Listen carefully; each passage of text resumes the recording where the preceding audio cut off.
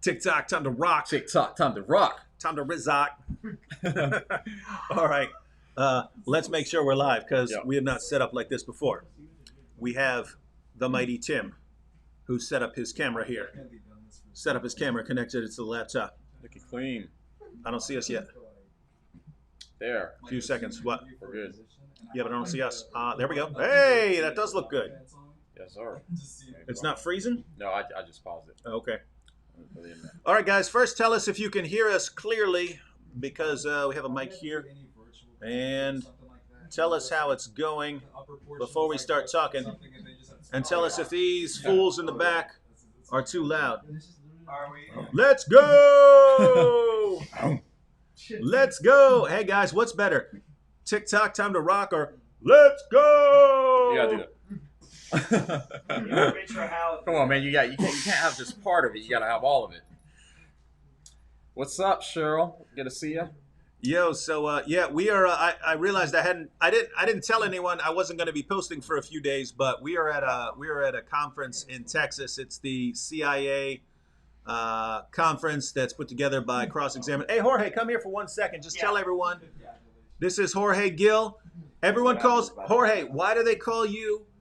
Why do they call you the Pablo Escobar of apologetics? Oh, I thought they were calling me the Tony Montana. Why do they call? Yeah, I call you that too. But Tony Montana. I call you that. I call you the Juan Valdez of apologetics. No, Juan Valdez. Well, Juan Valdez is actually an apologist. Here, come up here. So tell everyone what CIA is. Well, the Cross-Examining Instructor Academy is a 3-day intensive training when we teach you how to be a better communicator. We're not going to teach you apologetics. We're going to teach you how to do apologetics like the pros. We have David Wood as one of our instructors. We have Bobby Conway. We have Frank Turek, Greg Kokel. We have Brett Kunkel, Richard Howe, myself, Alyssa Childers, and am I leaving anybody out? Did you mention the detective? Oh, yeah, Jay Warner Wallace, the cold case homicide detective. So if you want to get better at your presentation skills, it's a 3-day training when you present to us. So the idea is that you come over here and we're not just going to tell you what to do. You're going to come, you're going to present, we're going to shred you to pieces, and then you're going to come back and do it all over again the next day, and you're going to be super awesome when you're done. So it's 3 days, 12 hours a day, pretty much all day doing apologetics with people that have been doing it for a very, very long time. So if you want to sign up, we're going to have the sign-up sheet open. The landing page open maybe next month for the CIA 2021 is going to be in Costa Mesa, California. Sign up. All right, and all I asked what it was, not for a 13-hour dissertation on the topic. Man, got a shameless plug, baby. Hey, what did I say to Jay Warner Wallace today? Jay Warner Wallace was walking by. I was sitting there with Jon McCray, Vada MC, and Carlton back here. We're all sitting at a table, and I said, "Hey, got a question for you. You're a detective. Why could you explain for us are police officers slaughtering black men, women, and children in the streets? Please answer." And he actually he didn't freak out at all. I know. He actually sat there and he wasn't falling. He goes, Dave. He wasn't falling for it. Criminals. No, he didn't say that. He didn't say that. He didn't say that. All right, so anyway, I realized I wasn't posting for a few days and didn't tell everyone I was gone. Hey, you guys are too well. Shh. Yes, sir. Yes, sir. The live stream takes precedence. I realized I hadn't told everyone I was gone, and everyone is wondering where I was at because I'd been posting every day. But figured we finally wrapped everything up. We kind of stayed busy here, so getting up early in the morning, going out, giving presentations, watching presentations. And doing all sorts of events, and now it's finish 4 in the afternoon here in Texas. I thought about doing a quick announcement when we got down here to everyone that since we're going to be in Texas, then once the conference wraps up, then maybe people in the area can get together. But then I realized this is like the COVID capital of the world right now, and so maybe that wasn't the best idea.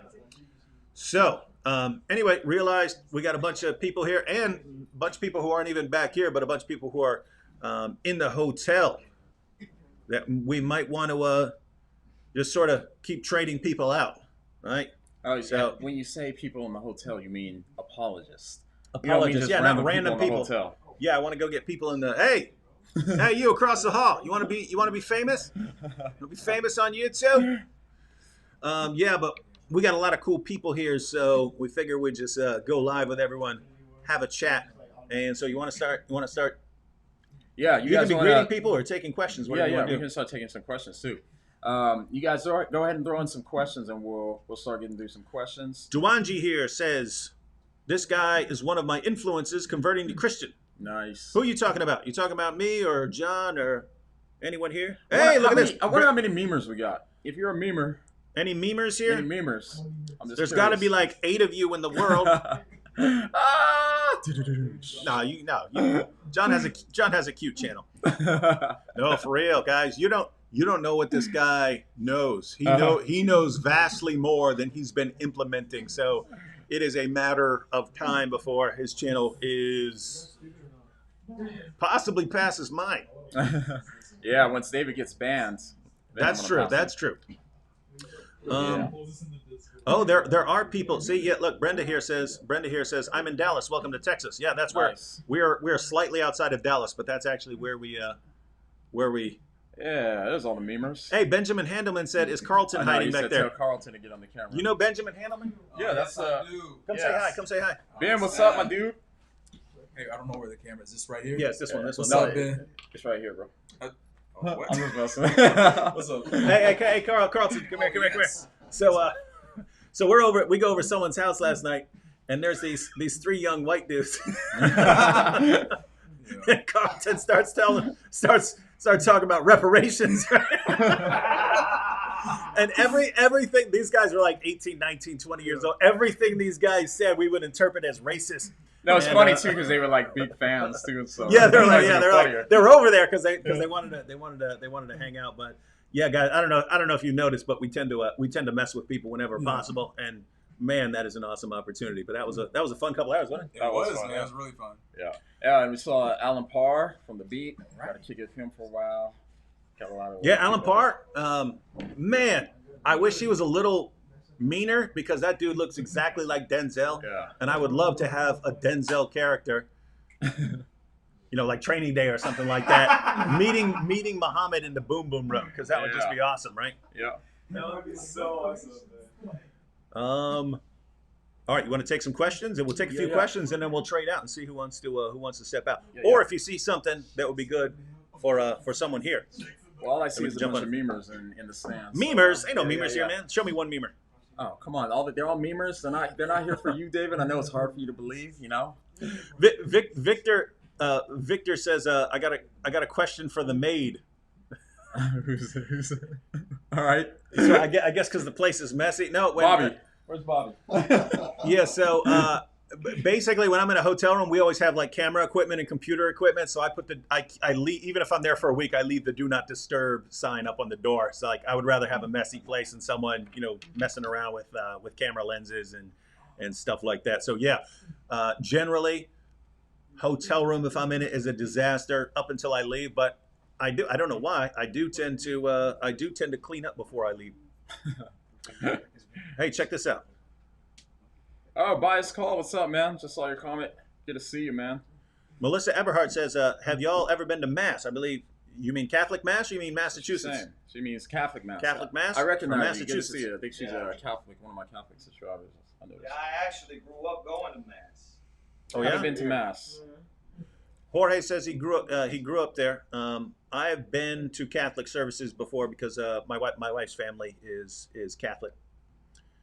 Yeah, look, DeWall here says, yeah, I'll be doing a video on this when I get back. Again, I've been gone for a couple days, but DeWall said, matter of fact, you're the one to show me that article today. DeWall said Christian girl in Pakistan got kidnapped and converted.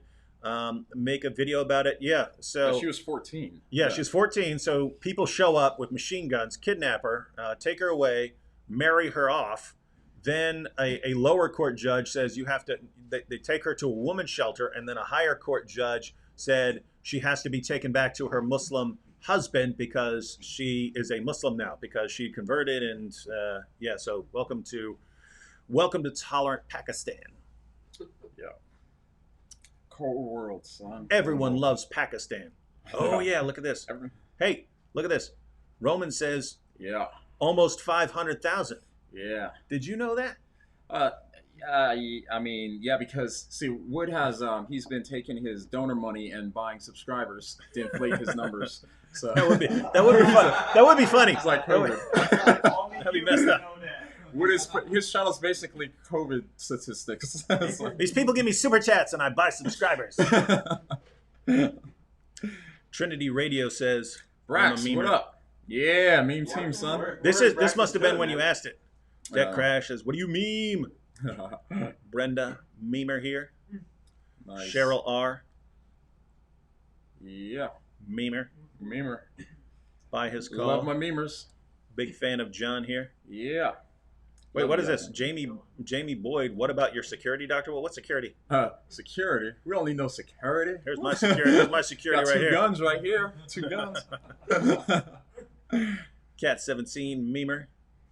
Nice. Good to see you.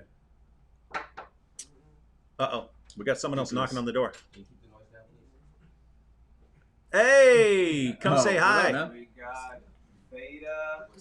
We got MC, we got a freestyler here. What's up? Since- What it do? Yeah. Is he a real one? What it do? All right, so we got. All right, so what's that? Is this a rap studio? We got Vada. So look, who do we got here? We got Vada. We got what's cool is we got this young buck back here. We got this young buck named Aiden Oh yeah. who has Tourette's syndrome. So he'll just start blurting out there's a bomb in here, all sorts of stuff. And it's just it's wild stuff. But anyway, we got a pretty cool crowd that we keep going on here. Yep. All right. David Wood for president, 2024. I don't know if that's the. Hey, Hey, wait, hold on, David. If you were president, what would be the first thing you would do if you were president? That's So Super Chat says. It says David Wood for president, 2024. So let's say that this is actually going to be your moment right here. Hey guys, everyone's complaining about the horrible noise back there. Use your inside voice. Learn to whisper. So look, if you could be president in 2024, what would you do? What would your policy be? Go ahead and give us your pitch. I would rather die 100,000 horrible bloody deaths than be president. So yeah, I can't imagine it happening. Not my style. So resign. Yeah, that would be my first act. First thing you do. I don't know. I might go crush someone I don't like. Yeah. I might do something. My first and only act is to nuke this dude. All right. Oh, and guys, feel free to. Let's see. John Buckley here says, "You guys ever going to come to Boston area?" I've never been. I don't think. Have you been? I actually grew up in the area. This is so before West Virginia, when I was real little, like 3, 4, 5, and 6. I lived in Chicopee, Massachusetts. So kind of in the area. What's that? You got vocab. In Oh, the house. Vocab Malone. What'd it do? Hey, Vocab. Hey, Vocab. We need a freestyle. Oh wait, you're not here. I guess we'll go with Vada. Vocab says must be nice. Vocab, did Wood invite you? I did invite him, and Oh, he you never did? responded. Oh. Whereas you responded, and so you came. Yeah. Yo, oh yeah, so Boston, yeah, we probably come at some point, I'm sure, huh? We travel a lot, seems like. Cashman says, when did you realize Muhammad was a fraud? After like 10 minutes of investigating him, pretty much.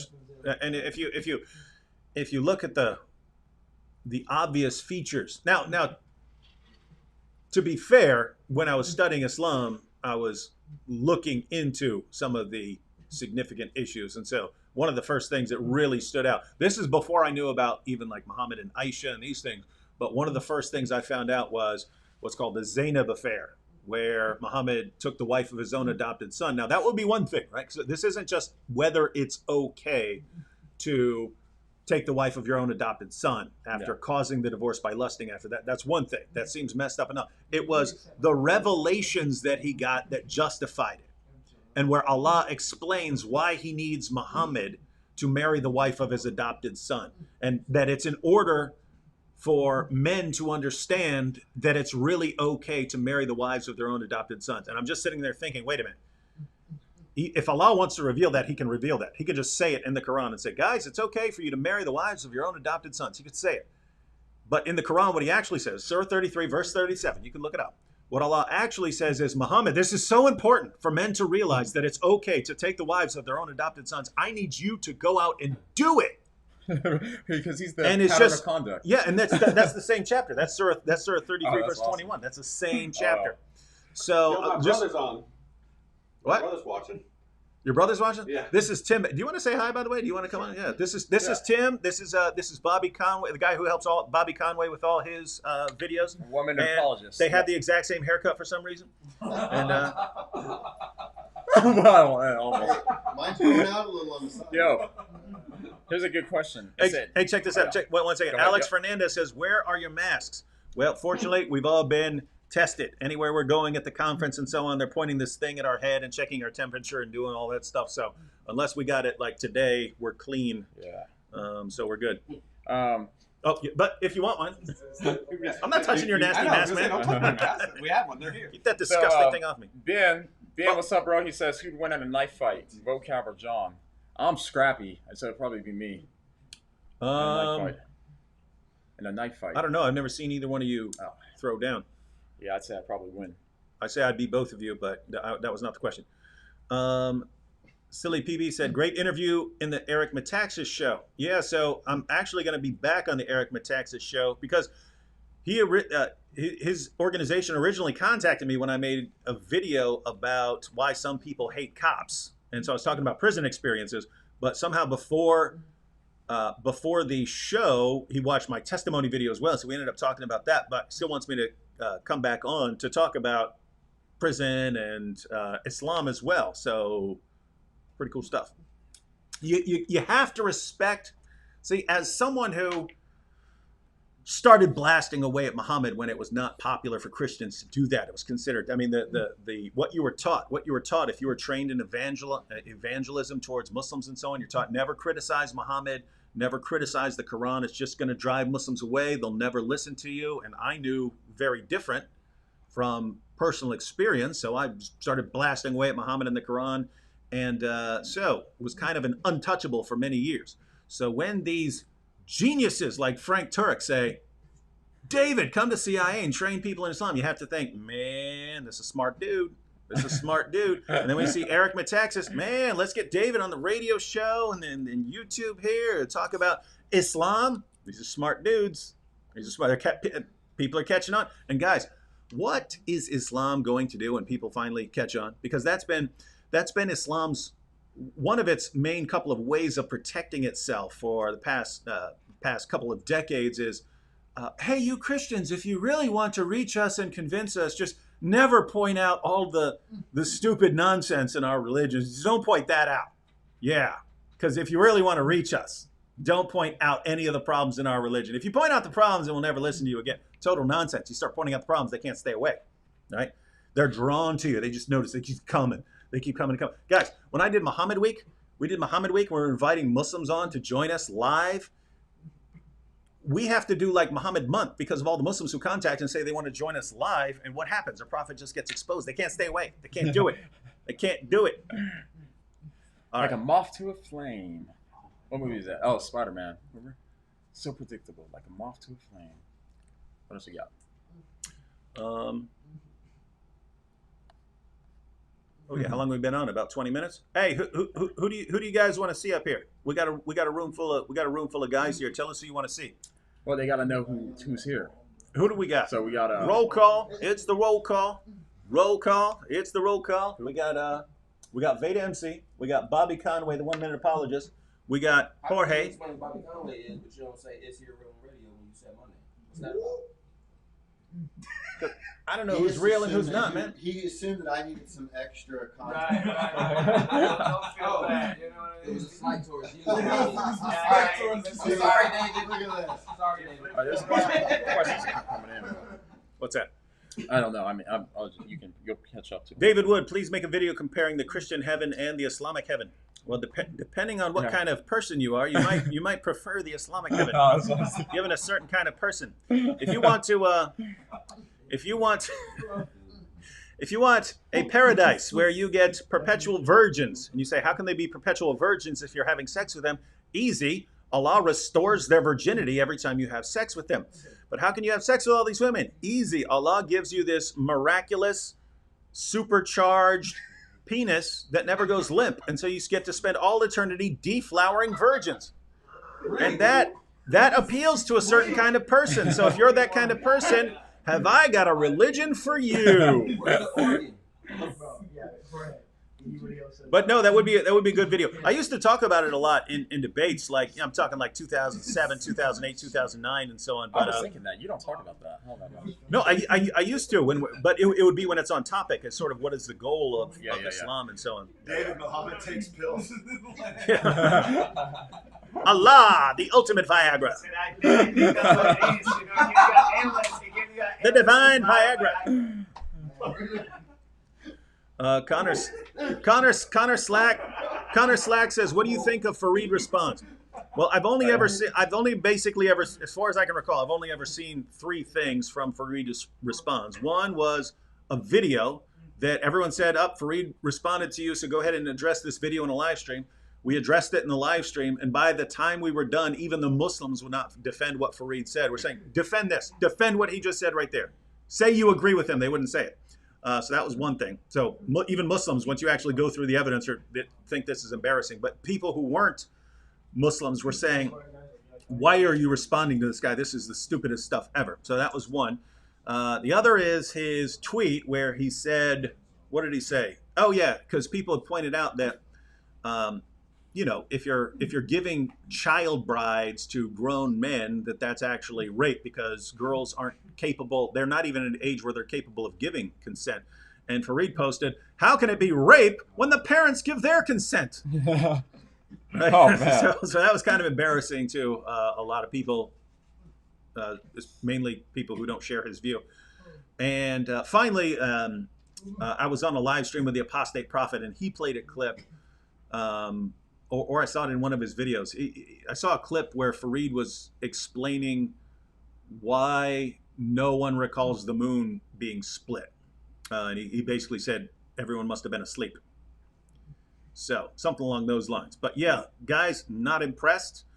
But don't. Everyone should get your mind around the idea that you don't need to jump on everyone who responds to your video, right? We want guys watching our videos and focusing on ours. Meanwhile, we're blasting away at Muhammad, blasting away at the Quran, right? And they're scrambling to respond.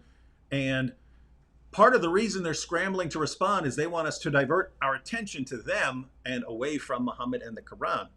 Not going to happen. I'll occasionally respond if, I'm bored and I want to have some fun and actually respond to some of these guys. Or if I'm trying to help some of these guys out, because some of these guys we want to increase in popularity. And so, yeah, but mainly I'm going after, once guys, once Yasser Qadi admitted that there are holes in the narrative, we got a golden opportunity right there. And I said golden opportunity. That made me think of the Muhammad. Be quiet about that. Look at Lay's comment. Who? Lay, Tyron Lay. Too many comments. Tyron Lay, what was that? Tyron Lay, why would God punish you for not believing in a historical event? Why not just reward repentance? Yeah, I don't think God's punishing people for not believing in a historical event. Are you talking about? Speak up, a little closer. Oh yeah. No, yeah, I was just gonna say I don't think God's punish. I don't know what you're referring to. God's not punishing people for not believing in a historical event. And even then, that's kind of the question. Why would you not believe in a historical event? Yeah. Anyways. Samuel Lane says, what in your opinion is the strongest argument in favor of Islam, and how would you refute it? I get asked this question not terribly often, but at least a couple times a year, people will ask me this question because they like to hear it.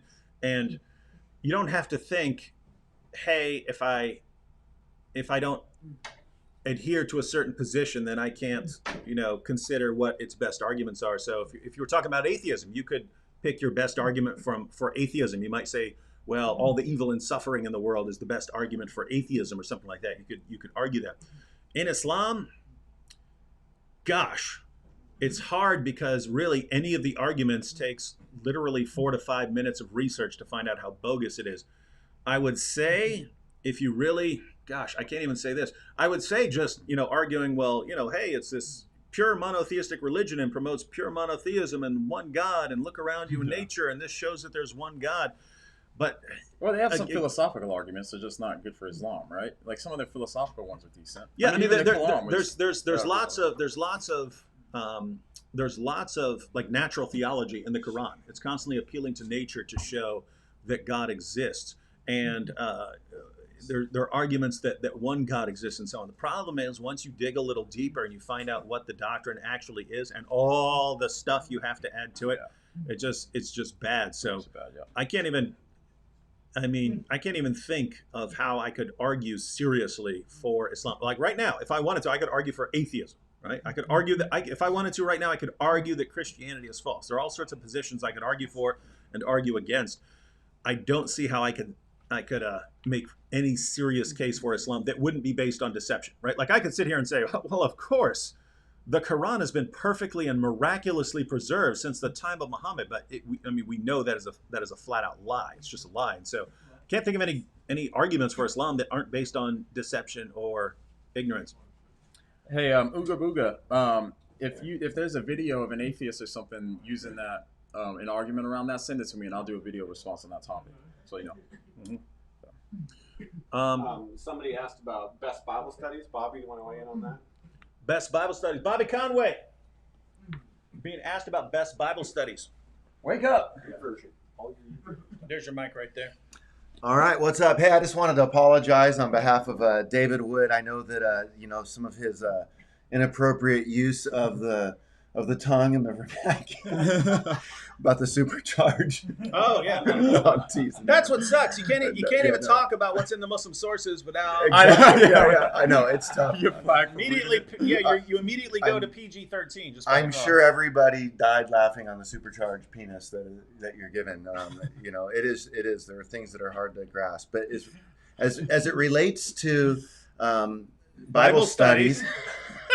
Perfect segue, baby. Well, we're still trying to recover. Hold on. First of all, you're the 1 minute apologist. You're on a timer. Well, 1 minute. Go. You don't understand. We're trying. Okay, we got 1 minute. Yeah. Okay. Well, I'll take a few seconds to say we're still trying to recover from your use of perpetual virgins and stuff back there. But getting back on track with about 45 seconds left. I would say go check out YouVersion. That's the largest size app. There's tons of Bible studies there. Even at the 1 Minute Apologist, we put out several Bible studies that you can check out.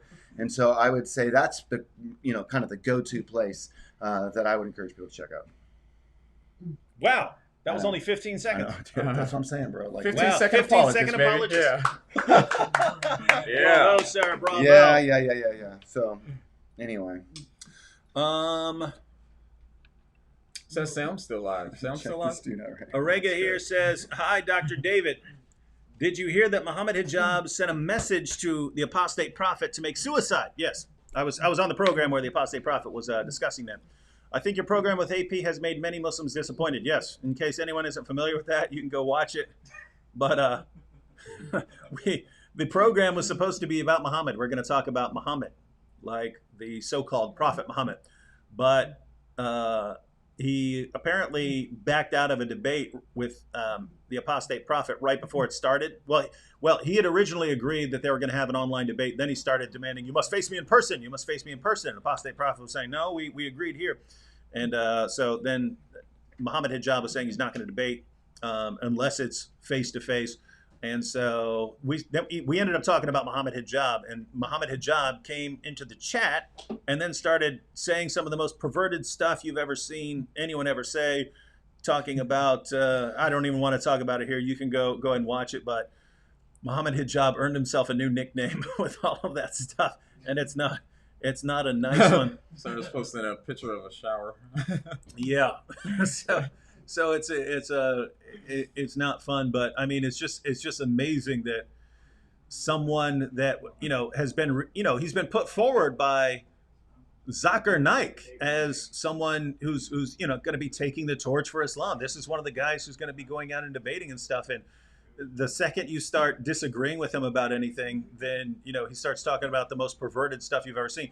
Actually, in that program, I kind of defended him because if you go to the Muslim sources, that's how Muhammad and his companions were, right? Muhammad said, if someone brags about his lineage and so on, tell him to go bite his father's penis, stuff like that. He talked like that. Abu Bakr said to one of the pagans, he said to one of the pagans who believed in goddesses, he said, go suck Allah's clitoris, right? So he's basically saying, go perform oral sex on your goddess. Now, you can just imagine if we talk to Muslims like that, if we said, hey, go suck Allah's penis or your prophet's penis or something like that, they would be enraged. They would say, how dare you not have better behavior than this? And yet that's the behavior exhibited by their prophet and his companions. So it's just this endless display of hypocrisy. And so when we see people like Muhammad Hijab talking about these disgusting things, we think, oh, what a horrible representative of Islam. No, that's the guy who's really representing Islam. Right? That's the guy who's actually doing what Muhammad said and following his example. So very interesting stuff. Let's see. Arab Taste here said, when can I have a discussion with David? Arab Taste, if you are a Muslim, then once I get back, we're gonna be setting up the discussions with all of the Muslims who have contacted me and said that they want to have a discussion about their prophet. But I have to say this, right? Guys, we did Muhammad Week, and then there were other Muslims who wanted to discuss Muhammad. We're not stopping at Muhammad Week. After we finish up with the Muslims who wanted to talk about Muhammad, then we are going to switch, and then we'll have a Quran Affirms the Bible Week with Muslims invited. Any Muslim in the world, Muslim apologist, Muslim scholar, anyone can call in, go live with us, and attempt to show that the Quran claims that the Bible has been corrupted and not that the Bible is the inspired, preserved, authoritative Word of God. So we're going to spend an entire week where Muslims from around the world can contact us and challenge us. After that, since what will happen as a result of that week is that the Muslim viewers will realize that no one on their side can show us a single verse of the Quran that condemns our scriptures, that the Muslims will finally start to realize, hopefully, that their book affirms our scriptures, and that means we need to start looking into what our scriptures teach. And so after that, we'll have Trinity Week, where we will accept Muslim calls from around the world to show us that the doctrine of the Trinity is false or unbiblical, or however you want to argue it. And notice, guys, we're the ones accepting all challenges here. We're the ones going live with any Muslim in the world. And people say, oh, what about Fareed Response? These guys are all invited. They're all invited. They can join us. Muhammad Hijab and Ali Dawah want to join us live.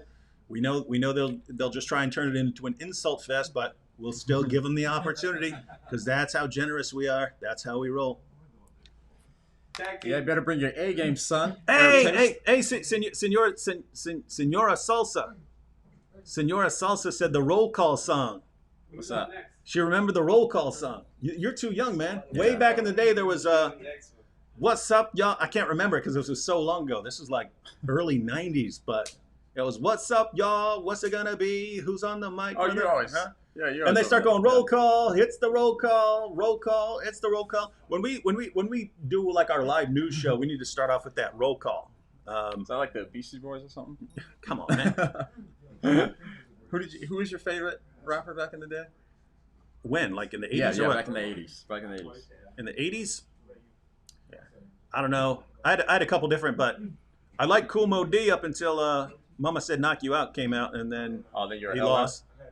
No, not really. I just, okay, you lost, dude. Okay. All right, let's take a couple more questions here, and then we'll get someone else up here. Yeah.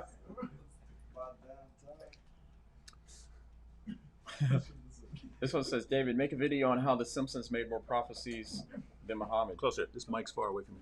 Oh, my bad. Let me move this mic so it's closer to. There we go. There we go. It says, check. I lost it. I hate this thing. You said Simpsons, man. Yeah, I said Simpsons made more prophecies. Oh, yeah, make a video. Yeah, Simpsons made more prophecies than Muhammad. Or it says more than Muhammad. Yeah, it did. I mean, it's just funny. Here's the problem you have, guys, is that there's this just concept of exaggeration in Islam that anything you could possibly say about Muhammad or defend even slightly, you exaggerate it until it's massively important. So if Muhammad said anything remotely positive about like respect your mother or something like that, it gets exaggerated to Muhammad was the greatest feminist of all time, right? And so you have all of these different issues. And so you'll have Muhammad at one point saying, hey, the Romans lost, but the Romans will win later. And oh, lo and behold, the Roman Empire, which had a pretty good track record of eventually winning, won a battle. And then you see, this is miraculous confirmation of Islam. You see, it's all the fulfilled prophecies and so on. But if that's your standard, if that's your argument, you could defend the idea that anyone's a prophet because everyone says something about, oh, this is what's going to happen. And then it happens.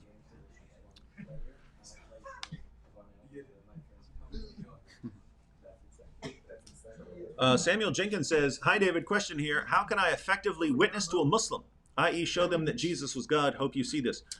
Send them David Wood's videos. Yeah, that's a good start.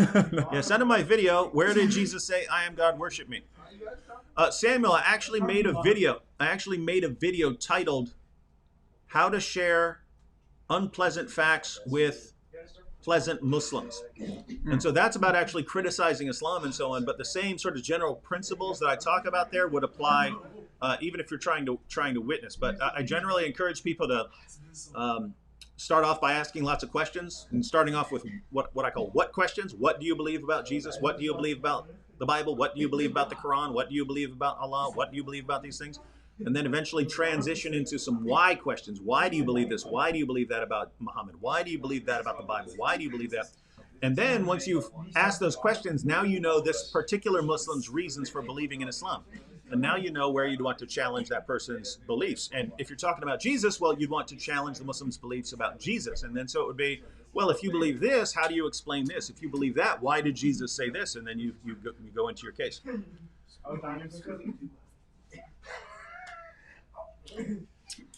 Yo, should we? We've already been on 40 minutes. Should we get someone else up here? Who do we want to get up here? I don't care. Yo, who wants to come up here? Man, we working out. We ain't even worried about it. You guys out here? They're back there doing push-ups. We ain't even worried about it. Okay, first off. We got the prison workout going on back here, baby. Here, hey. You want to sit here? That's what you want. Yeah, let Aiden sit here. All right. We got Aiden first. We got Aiden. Anyone ever wondered about, scooch in here, anyone ever wondered about Tourette's syndrome? What kind of... You're doing that, bro. He said we got like an intro. That's why they say. Why is it so inverted? Huh? Why is it inverted like that? So, Aiden, what's Tourette's syndrome?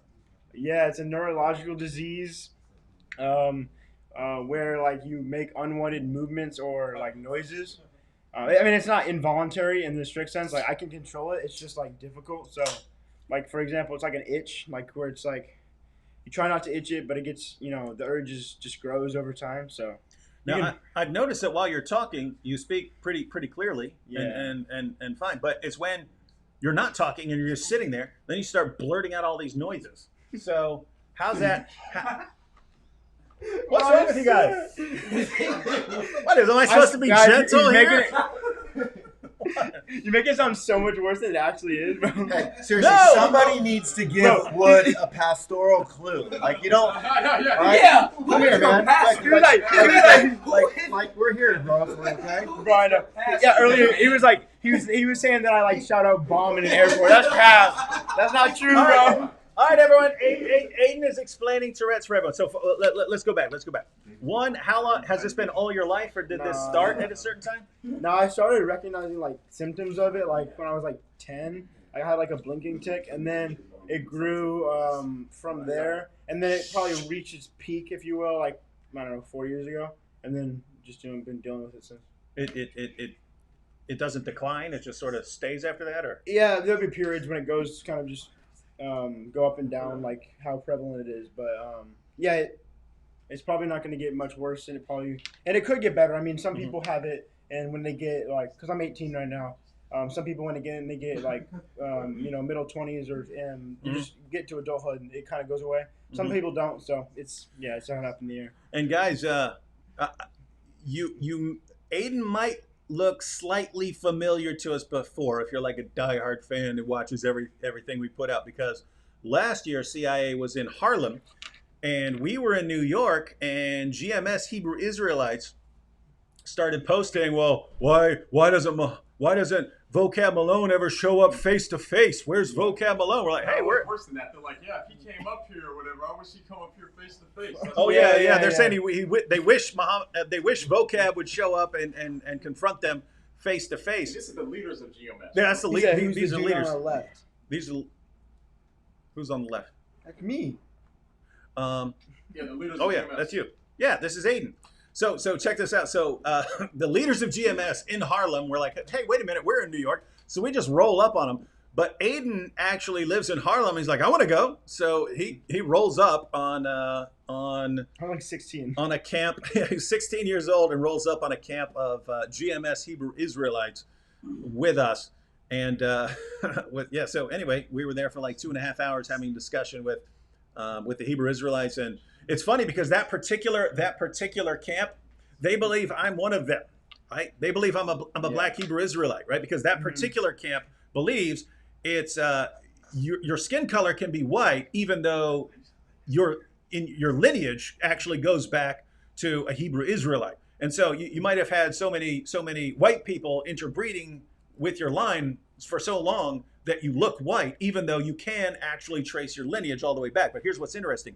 They believe that people who are like that, well, how would you know, apart from some sort of DNA test that verified it, how would you know that someone can actually be traced back? Well, they believe that you can spot the signs based on how someone dances or how someone sings or beatboxes. And so so they saw videos of me beatboxing, and they concluded that I'm actually a black Hebrew Israelite. And so that's pretty cool. And what's funny is the leader's name, I think, is Tahar.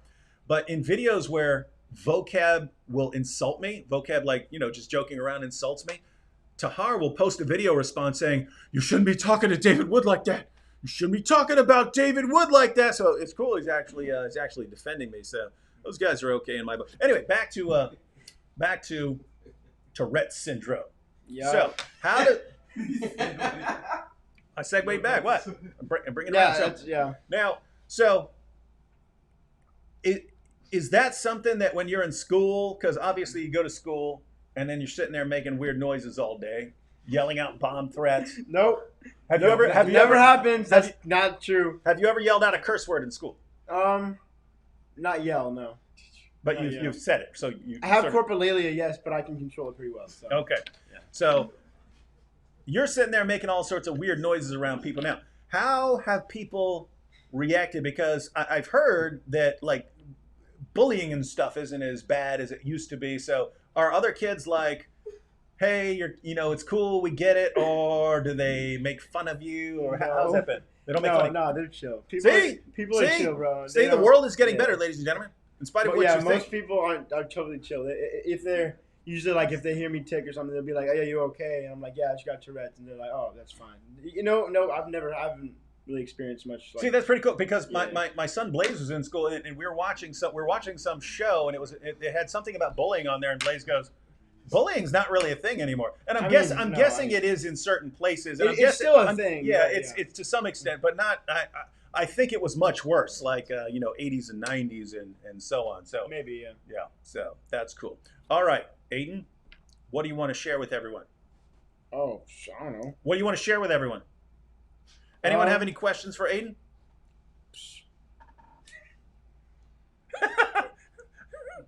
Tell him about how awesome he was at the CIA. Yeah, hey, Ryan92 says, does he yell Allahu Akbar?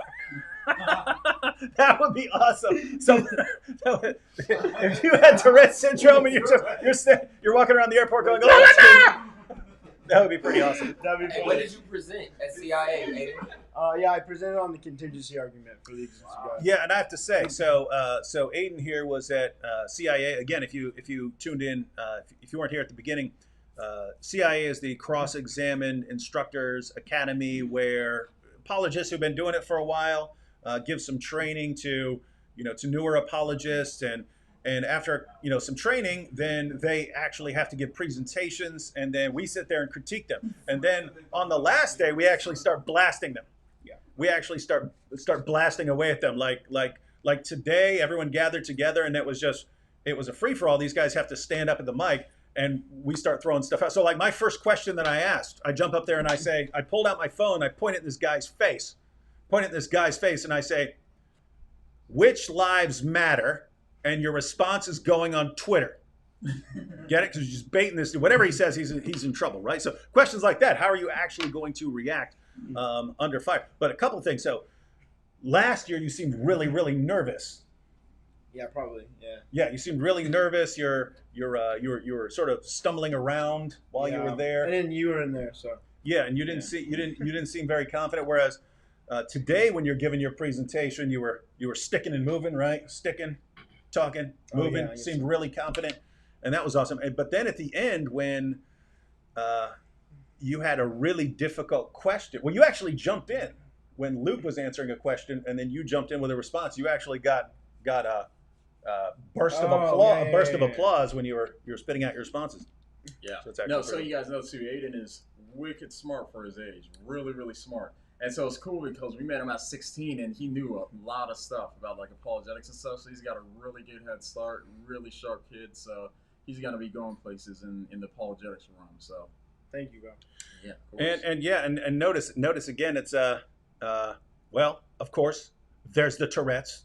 But that's the sort of thing. he's like, that's all I am, man. I know. Just a Tourette. Yeah, we told him to make a channel called like Tourette Apologist. Yeah, bro. He literally wants me if I make a YouTube channel, he wants me to name it like Tourette Apologist. I'm like, nah, that's so. No. Who needs bullies at school when you got friends like David Wood? Yeah, no. Right? I view it as my job to like toughen up everyone around me. Yeah, Right? just toughen them The up. world's too soft. Toughen everyone up. But no, you got people like Aiden here, who's insanely intelligent, who's learning all kinds of stuff. When my kids, were just playing video games a lot of the times and so on. But then, not a lot of young bucks like this. If you say, "Hey, we're going to roll up on the GMS camp of the Black Hebrew Israelites in Harlem," not a lot of kids say, "Hey, I want to go be a part of that." So anyway, cool things happening. What does that even mean? Tourette's has it. Aiden doesn't have Tourette's. Tourette's has Aiden. Got him. Got me there. Aiden? No, it's AIDAN. Whoever that is, I don't know. All right, Aiden. Any why are people? Cindy Lou asks, who is this kid? What are you talking about? We've been discussing things with Aiden. I don't know. I'd like to know too. Yeah. For like 20 minutes now. Who is that kid? I don't know. All right, Aiden. Anything you want to? Look at the comments I get. Bro, he got you. All right, here you have a request. Danny Varghese says, Aiden, reveal your wisdom. Aiden, reveal your wisdom. Oh. I'm okay. It's okay. You don't want to share your wisdom? What wisdom? About what? Yeah, about what? What if someone said there's no good argument for the existence of God? What are you gonna say? What do you mean? Boy. See, he's trained right. That's my boy. That's my boy. Yeah. Here you go. Burge says, "What is your focus in apologetics?" Whoops. Yeah, good question. Yeah, I'm interested in. I mean, all of it's interesting to me, but I'm probably more interested in the philosophical side. And I like to dive deep into like the hardcore philosophy, like reading the actual literature and stuff, not just William Lane Craig and stuff. But yeah, that's the side of it. More existence of God, philosophy of time. Yeah, those are the things I'm interested in. And yeah, just so everyone knows, the argument that he gave for my class today was the argument from contingency. The argument for the existence of God from contingency. Got it. Oh yeah, now we know. Now we know who Phil is. Thanks for telling me, bro. That's the same guy who had the nasty comment earlier. Oh, that's nice. Seems polite. Nice. All right, so since Aiden won't talk unless he's not supposed to talk, in which case he won't stop talking randomly. Yep, totally. That's definitely what it is. Yep, 100%. All right, so who are we gonna jump up next? You can always come back if people have questions here in a second. Wait, who needs to leave first? Some of you guys are wanting to leave at some point. Man, we all want to hang out with you forever. Who wants to come up here next? Bring up Vada up there. Yeah, it don't matter, man. Hey! Come here. Carlton. Carlton. Let's get Carlton over. Carlton! It's the hot seat. All right. All right. Carlton. Right. Easy question for you, Carlton. Okay. Easy question. Reparations. Oh, God. No. Oh, man. Benjamin, no, He's trying to get everybody. What? Benjamin says, bring on Carlton. I want to ask him if he's a left-leaning Christian and what he thinks about James White. Oh, oh my God. Bro, he loves James White. Stop, Okay, man. Favorite so person ever. so we got 3 things here. Are you a left-leaning No. Christian apologist? No, I'm not left-leaning. I'm not right-leaning. You're not? I'm for the agenda of the lamb, not for the donkey or the elephant. It's a nice little clap. What was the question about James White? Does he like James White? He loves James White. What does he think about James White? What You do I don't- think you don't- about you don't- James what is- What do you you White? think about you don't- James White's take on you don't have to social answer. justice and I tried to get smoked, man. Tried to get me canceled before I even get started. Yeah, that's your buddy. I like him for some stuff and not so much for others, man. Like, what are the things that you don't like on Mom? Oh my God. So why don't you tell me, John? Tell us everything you don't like about every apologist you don't like. Oh, somebody said to do the Carlton. Oh man, if I had to Do the it. Carlton, Can you do the Carlton? I can. Do it, bro. Yeah, but I'm trying to see that. oh my gosh. Yeah, everyone step back. Are you? Come on. I might be. Hey, and just so everyone knows, his actual name is Carlton. That's not a nickname. It's a family name that goes back. He wasn't named after Carlton. I was not. That's a family name, and so he just got the coolest name in the world, and then learned to do the dance. I did learn to. You gonna try it? Unusual. All right, somebody do it with me then. No. No, this is That's actually pretty good. no. That's actually pretty good. He learned it. Man. He learned it because it's his name. Man. So You ever met anybody named a black guy named Carlton that can't do the Carlton? I feel like it's just part of the DNA. Like it's just in your DNA to know it. all right, now scooch in a little because the All mic's right. right here. Okay. Reparations, yes or no? Oh my gosh. Easy question. Easy. It's a yes or no question. I just said all my white friends just their wallets just clenched up like no man. I think it just depends on just how you're defining it because I think it's one of those things where I think a lot of people just express incredulity at it at first, and so when you start to look at state mandated evils that had a generational impact that haven't been rectified, you know what I mean? A lot of times the question goes from being should something be done to well how would we do something, and then well we don't know how we would do it so nothing should be done, as opposed to I think what the middle thing would be is should something be done, and then we can discuss method afterwards. And so the concept of reparations, and keep in mind I'm not necessarily trying to be pinned down to just saying, hey, let's everybody just get a free check. But I do think it's a conversation worth exploring that I think just gets shut down from the onset. And I'm sure nobody just got triggered from what I just said. Mm-hmm. Yeah, and just in case, I don't want him to be the only one triggering people. We had a discussion about it last night with a group of people, and I sort of laid out my view that I gave the example of Max Baer, who's a boxer back in the 1920s and 1930s, and he actually killed or had a role in killing 2 guys in the ring. And he actually, I know at least one of them had kids, and Max Baer spent the rest of his life paying for that guy's kids, to go all the way to college and so on. But I mean, think about that. It's I had a role in taking your father away, and therefore I'm going to do something that your father would have done if I hadn't had that role in taking him away. And so he's saying, I'm going to do that. But what I was talking about was, what if it was like my great grandfather who had done that, and like if my great grandfather had killed your great grandfather, and now that has affected your family, and you'd been in poverty and so on. Well, it's weird to say that I have to do this or I have to hand over something, but I would say if I know that, then I would say it's a good thing to do. If I know that I can do something that has been caused by my family or something like that, and I can somehow do something, then I would say it's good. And so, if it's a situation where one group has been oppressed or abused by another, my position, if you can do something, sometimes you can't. Sometimes there's nothing. Sometimes it's so long ago, you just there's no way to do it. I would say it's a good thing to do if you can do it. The question then becomes, can you do it? What can you do about it? And is it actually good? And would it actually work. But as you're pointing out, the discussion usually gets shut down because Just people are thinking, right from the- oh, you're saying we just take tons of Just money saying, and hey, hand it you're over. saying I got to pay Like, every black person I see. I'm going to take all the money Yeah. out of my wallet and Yeah. give it to you, and then everything's right. We wonder what would that have to do with anything. And So it's so- got to be something different than So that. but- something just happened in Asheville recently where they did approve something for reparations in the sense of now they're putting a lot of funding towards investing in home ownership and a lot of businesses for the black residents. So they're recognizing the economic impacts that certain things like slavery and oppression had. And so, do you take dance classes, Carlton? No, I don't take dance classes. So that This is just came natural. natural? It's natural, man. But right. But I do think that the fact that this is something that's being looked into, I think it's progress. You know what I mean? I think a lot of times when we think about justice, especially in a restorative sense, in the sense that a lot of times it's just, I think that true reconciliation involves more than just admitting an offense. I think it involves making the defrauded party whole. And so I think, if we take a look at what that looks like, then maybe, that's where we can have discussions. But I think too often it just gets shut down at, nope, whatever, just pull yourself up by the bootstraps. And I think, certain conversations are worth looking into. Just had a question asking how old I am. 44, like a magnum. Yeah. Just got that.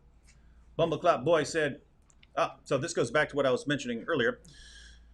If you don't believe in the Quran, why would a verse claiming the biblical scriptures are corrupted matter to you hypothetically? Well, if the Quran said that the Bible's been corrupted, the Quran said that the Bible's corrupted, I wouldn't care at all. It's the Quran. I don't believe in it. This isn't about us. This is a point about Muslims using an attack against the Bible, which is contradicted by their own God and their own prophet. And so they're using it illicitly, right? So to give you an example, if I were arguing for the resurrection of Jesus and an atheist said, that's stupid because miracles don't occur, I might need to make a case for the existence of God and for the possibility of miracles with that atheist. If I were arguing for the resurrection with a Muslim and the Muslim said, that's stupid because miracles don't occur, my response would not be an argument for the existence of God or for the possibility of miracles. My response would be, what the heck are you talking about? You're a Muslim. The Quran is filled with claims that Jesus performed miracles and that miracles are possible and that God exists. Why are you using that? You're not allowed to use that. If you want to leave Islam and become an atheist and then come back and use that argument, be my guest. But as a Muslim, I'm not letting you use an argument that you are not allowed to use. So what we're doing is there's something similar where you've got Muslims around the world saying, your Bible's been corrupted, your Bible's been corrupted, your Bible's been corrupted. We open the Muslim sources and Allah says over and over again, like a beating drum, that our scriptures are the inspired, preserved, authoritative word of God. They can't be corrupted and we still have to judge by them and honor them. And so Muslims are saying something that completely contradicts what their God and their prophet say. And their leaders who tell them, no, the Quran says that the Bible's been corrupted, are flat out lying to them. They're flat out lying to them about what it's just like they lie about the Quran's been miraculously preserved. They know that's a lie. They just keep telling people these things. So it's a weird situation where we actually have more respect for the Quran than a lot of Muslim leaders do because we're at least honest about what it says. So what we're telling Muslims is, as long as you are adhering to the authority of your book, you have to respect the authority of our book. You don't realize it because your leaders conceal these things from you. We're going to draw your attention to those things so that you stop arguing this. In other words, there are differences between Islam and Christianity. And there are very important points of discussion and places where we want to examine the evidence. This isn't supposed to be a dispute between us. We believe in the authority of our scriptures. Your God, the God of Islam, believed in the authority of our scriptures, and your prophet believed in the authority of our scriptures. So if you don't believe in the authority of your scriptures, you're out of line, not simply with us, but with your own religion, and we're the ones who have to tell you what kind of sad situation is that. So that's the situation. This doesn't have anything to do with us gathering authority for our book. It's pointing out a contradiction in their religion. Their religion affirms scriptures that contradict their religion. And that's just a problem. And they don't know about it. And they won't know about it unless we tell them about it. So that's the idea. You see any questions you want to respond to? Don't get nervous now. Yeah, no, I wasn't. You just danced in front of all these people. That is very true, man. I don't think it gets much more nerve-wracking than that. I know someone asked, what's my favorite argument for the existence of God? I'm a big fan of the Kalam and the moral argument.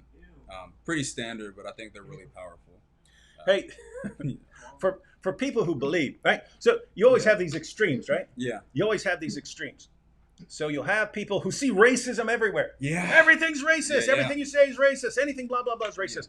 But then you have people, come on, man. It's the 21st century. No one's racist anymore. Yeah. And anyway, I'm just bringing this up because yesterday someone asked you, what do you think about microaggressions? Because we think of microaggressions as ridiculous because everyone sees anything anyone says as a microaggression. For sure. And you're pointing out, no, you actually believe there are these things called microaggressions, and you gave an example. So tell everyone what you would experience as a microaggression. Yeah, for sure. And I think it's one of those things like how, because everything gets heavily politicized. So I think, come a little closer. Oh yeah, my bad. Yeah, so I think, for instance, I think it's possible to have some problems maybe with an ideology without having racial animus. So, for instance, I went to the National Science and Faith Conference, I think 2 years ago, and I asked this question about the law of causality and the origin of the universe.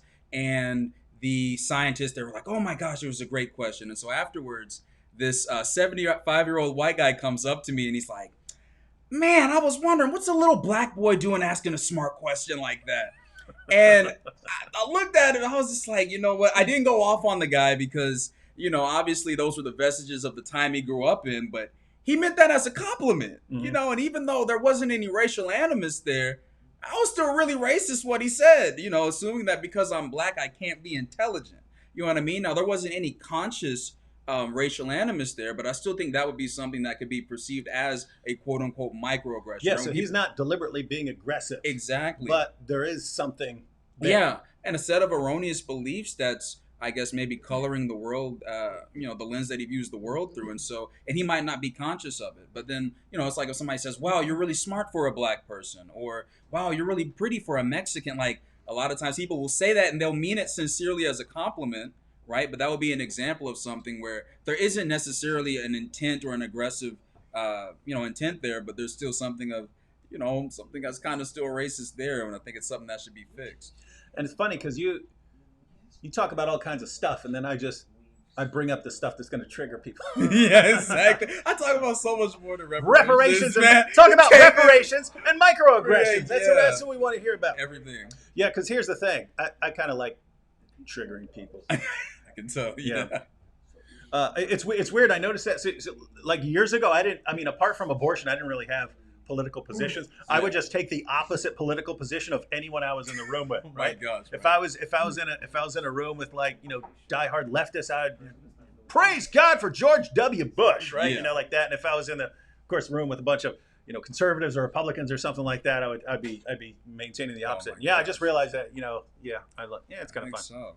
I mean, whenever I'm in a room, my left-leaning friends think I'm right-leaning, and my right-leaning friends think I'm left-leaning.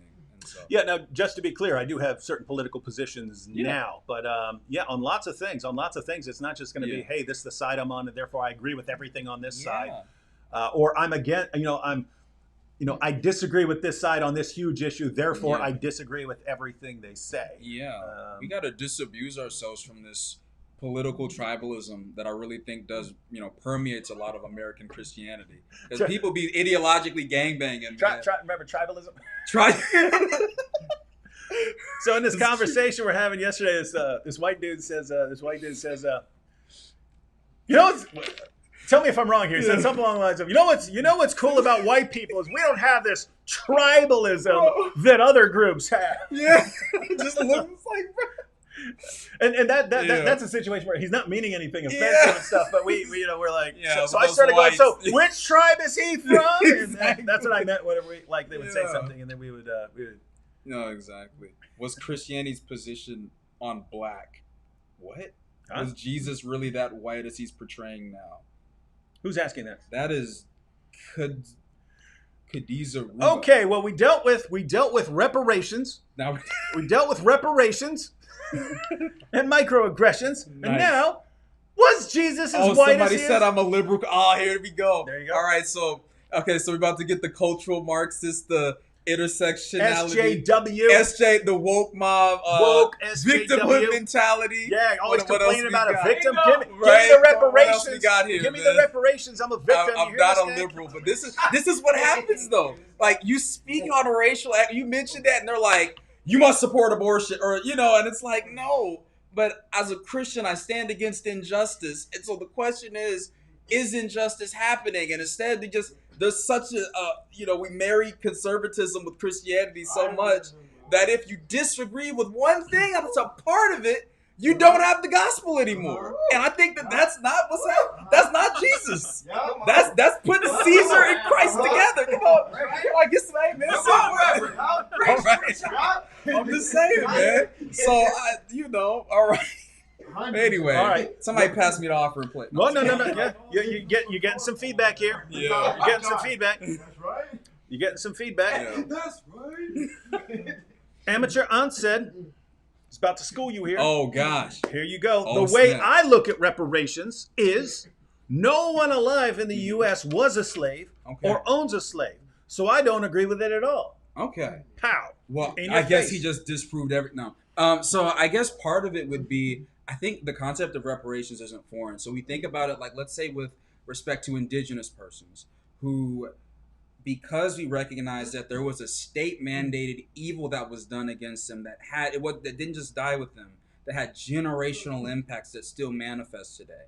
No one alive was responsible for the taking of the natives' land, but we recognize the impact that had on them, and that still permeates a lot of today. And so because of that, we recognize that something needs to be done to rectify that, because we can't interpret events in a vacuum.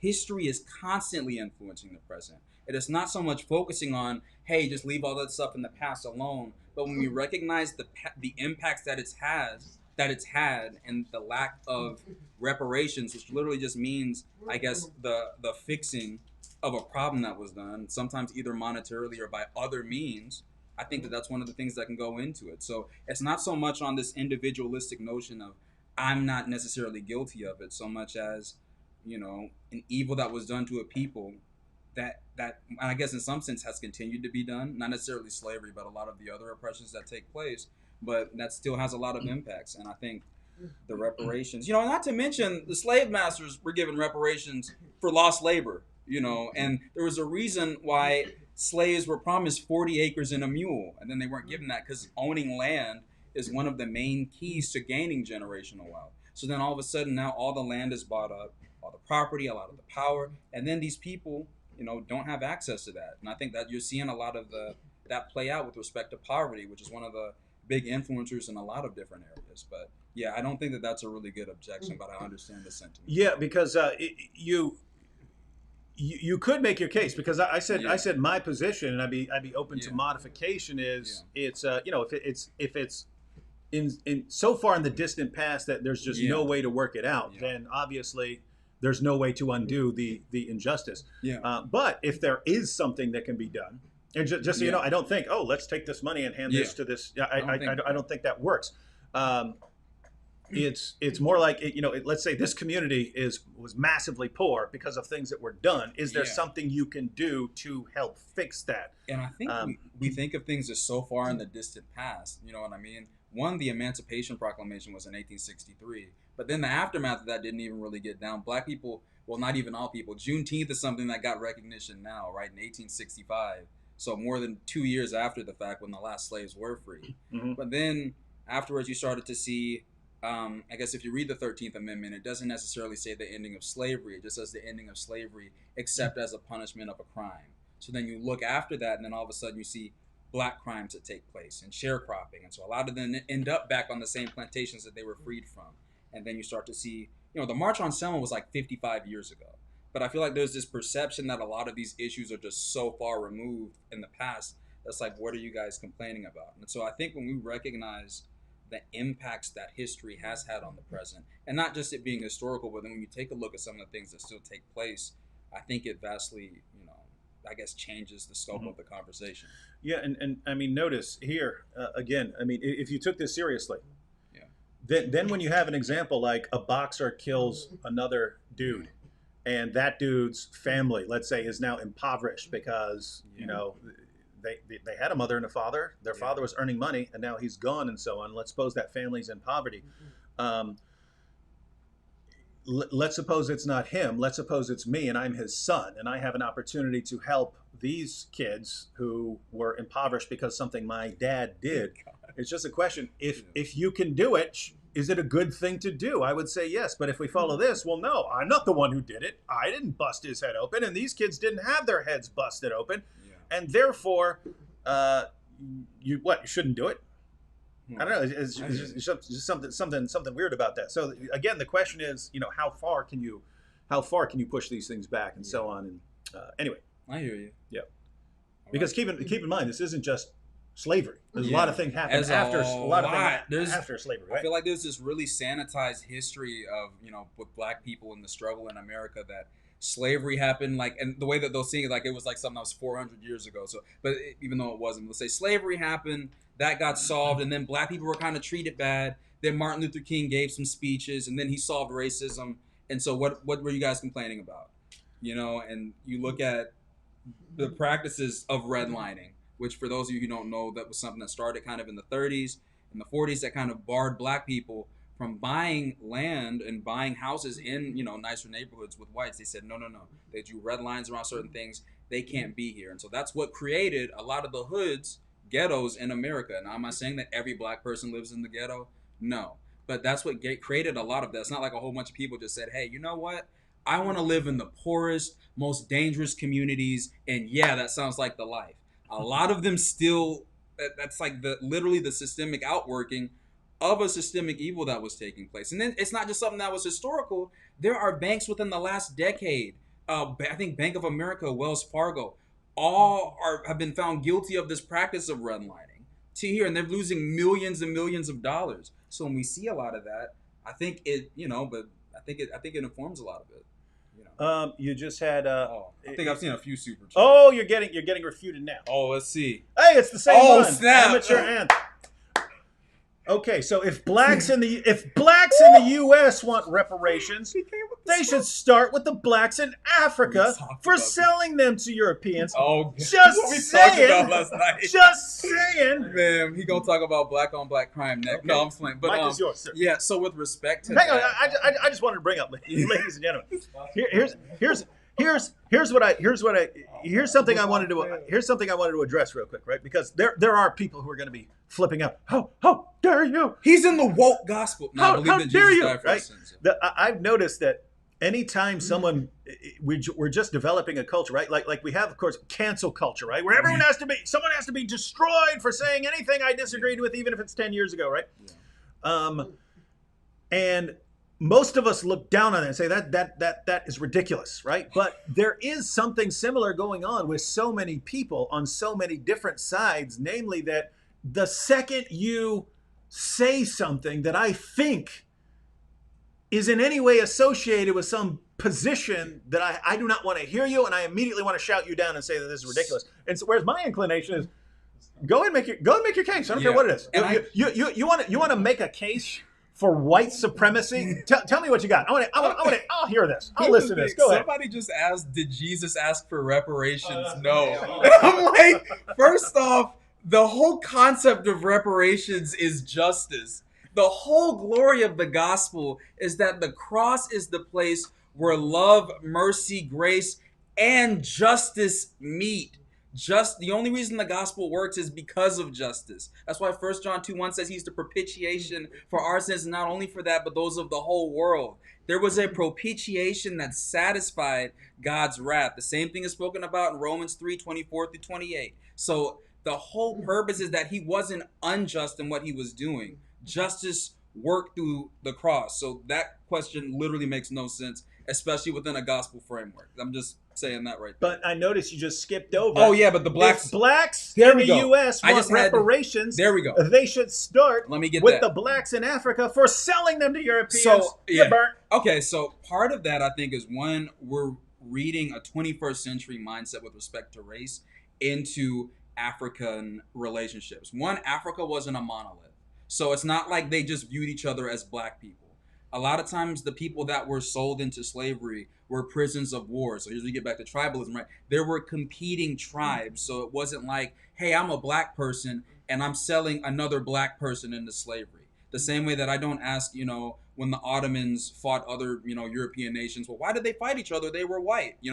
That's not part of what it was. But second, the whole thing about, I guess, it being in Africa is that the injustices well, I guess the Europeans then a lot of times they were kidnapping Africans, but even with the ones that were sold from fellow Africans into that, the injustices done to them. Well, one, millions died in the just the way here, and then in America, that's where all of a sudden the injustices permeated, and that's where they started to be, I guess, propagated in terms of now you are dehumanized, and that's why, I feel like the whole blacks should, and I guess too, it was a state-sanctioned evil. Like it was in the U.S. that it happened. So that's why when somebody said, when Arabs came and enslaved Africans in Africa, and then that was something that we talked about last night. And then so do they owe reparations? And I guess part of that is, well, I mean, if they're still living in Africa, and if that's still something, I guess that would be something to be looked into.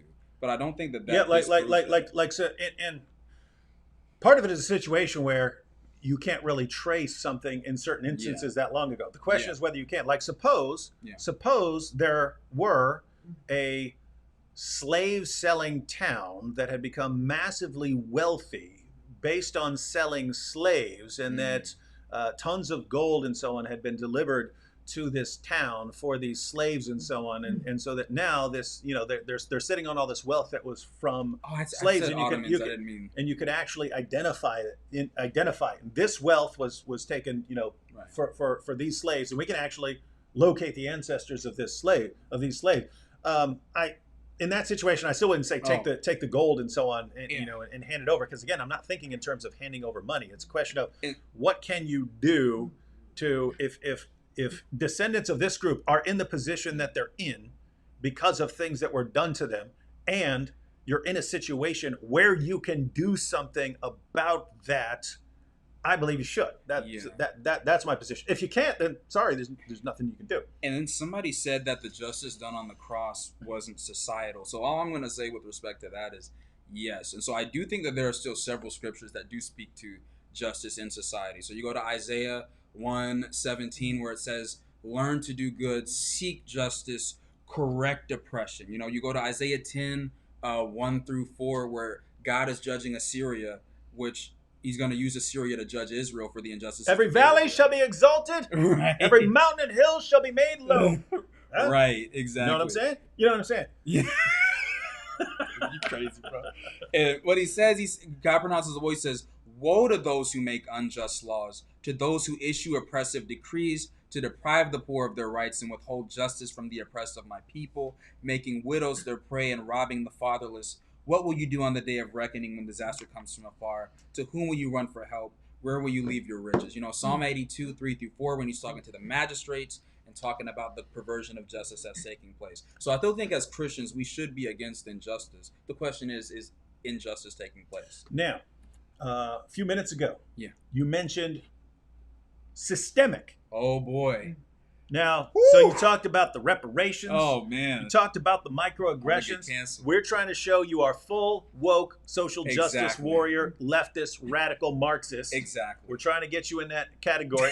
And the nail in your Marxist coffin will be systemic racism, right? Now, I just want to say, because here's how it goes. Right? Yeah. You have people complaining that it's not, hey, I'm not talking about this racist or that racist. No one, I don't think anyone denies that there are racists. Right. But what do you mean that the system is racist? What the heck are you talking about? What do you mean there, right? Yeah. And you have people who point out, wait a minute, what are you talking about, man? If you're black and you work hard, you'll tend to do well. Yeah. You'll tend to do well. If you study hard in school, you're going to do well. Right. And then you go out and work. So how is the system stopping you? Yeah. So what in the world do you mean? Well, yeah, so I think there's a lot of things, like you said.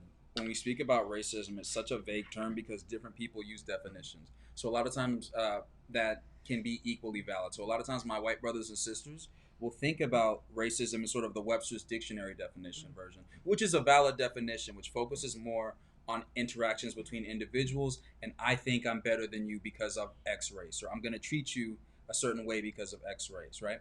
And I think that's a valid definition. But when we start to go beyond that individualistic lens and start to look at how certain things manifest in society, where the color of the skin seems to be the independent variable. So for instance, something like marijuana use, where black people and white people use marijuana at virtually the same rate. But black people get arrested at 4 times the rate, and incarcerated at 6 times the rate for that exact same crime. Like something where something doesn't seem right there, where it's not necessarily somebody saying, I don't like black people, but there seems to be something in which there's an institution that's treating people differently based off how they look. There was a study that was done by the Harvard Business School that showed that when qualifications are essentially similar, if you had a white sounding name, you were 50% more likely to get a call back than if you had a black sounding name. So John Smith is more likely to get a call back than Demetrius Williams, just because of sort of, this, because they had a black sounding name.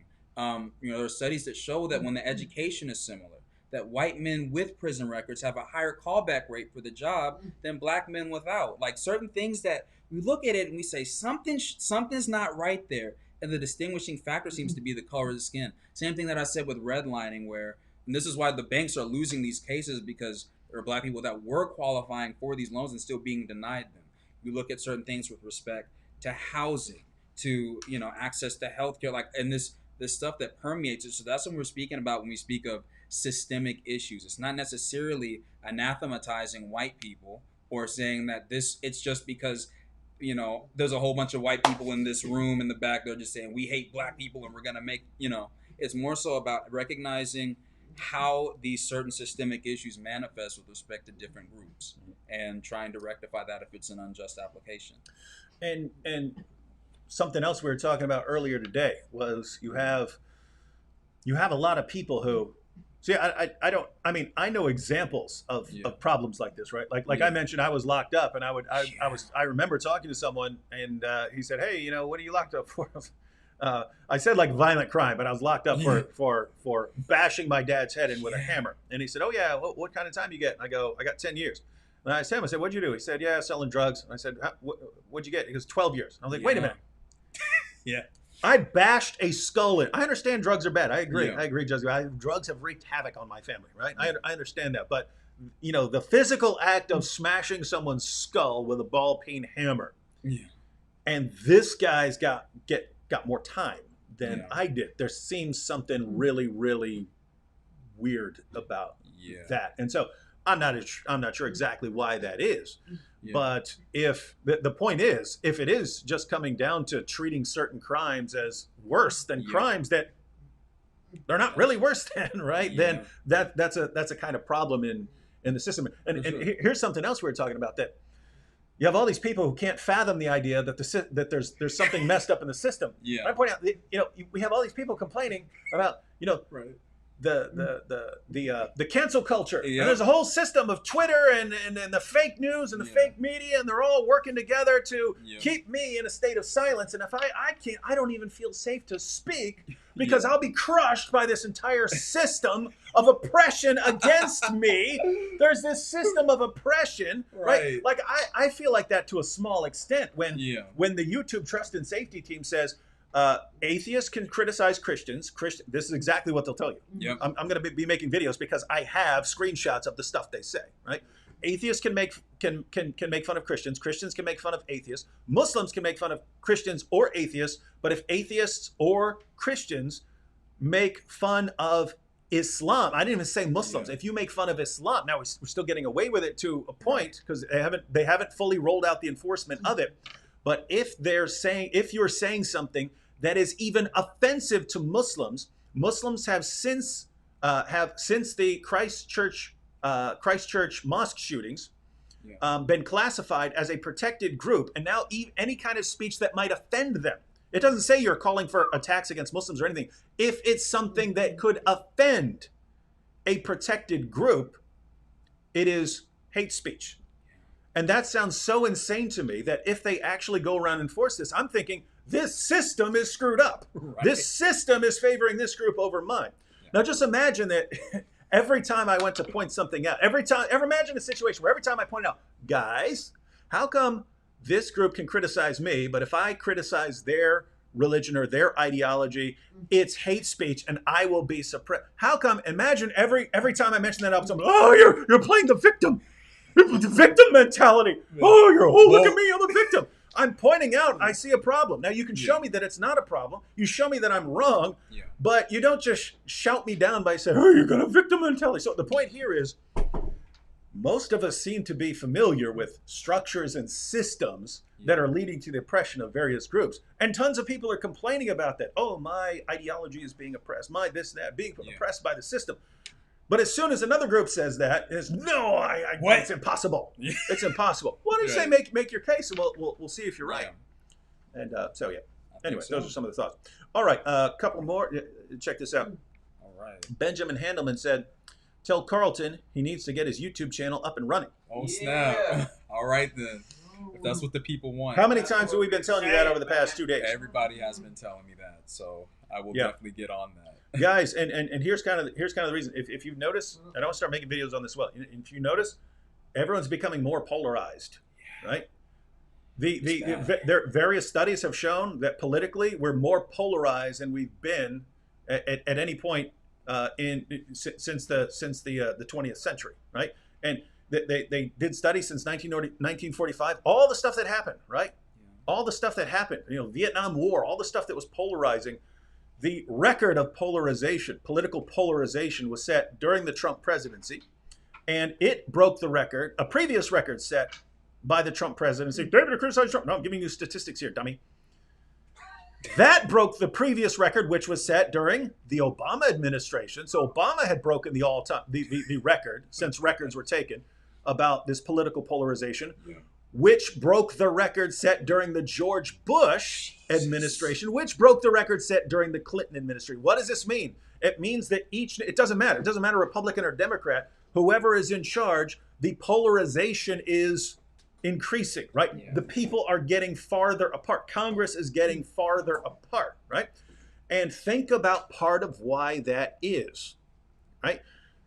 If you go far enough, if you go far enough that way, then anyone who's that in that direction on the political spectrum is on the opposite side, right? In other words, think about this. For a long time, people were kind of like this. You have people over here and people over here, and here's the middle, and so there's some overlap. Well, if one group goes over here, then now the people in the middle are far right. The far right or far left, right? Yeah. And then this group then sees how insane this side is going. They see how insane, let's say, the left is going. My goodness, look how insane they're getting. And that makes them dig in. And anyone who starts even heading in that direction, they're so worried about this group going so far in that direction that they freak out. And what happens is they keep digging, and anyone who's anywhere that would have been somewhere in the middle, because I'm in the middle on a lot of issues. I'm not in the middle on something like abortion, things like that. I'm not in the middle on everything, but on a lot of things, I'm kind of. You want to make your case, make your case. Exactly. You want to make your case. I don't care if you're Republican or Democrat on this issue. Make your case for why this should be. And if you can show that you've got a plan that works, great. I'm not going to side with a different person just because I disagree with you on this other issue, right? Right. The idea is anyone who's now, if someone's roughly in the middle, then if someone's far enough, right, or someone's far enough left, then that person looks like an extremist by comparison, right? So I'm so far over here that you look like an extremist because you're way over there. Well, that's not because of me. That's because you went so far that way or you went so far that way, right?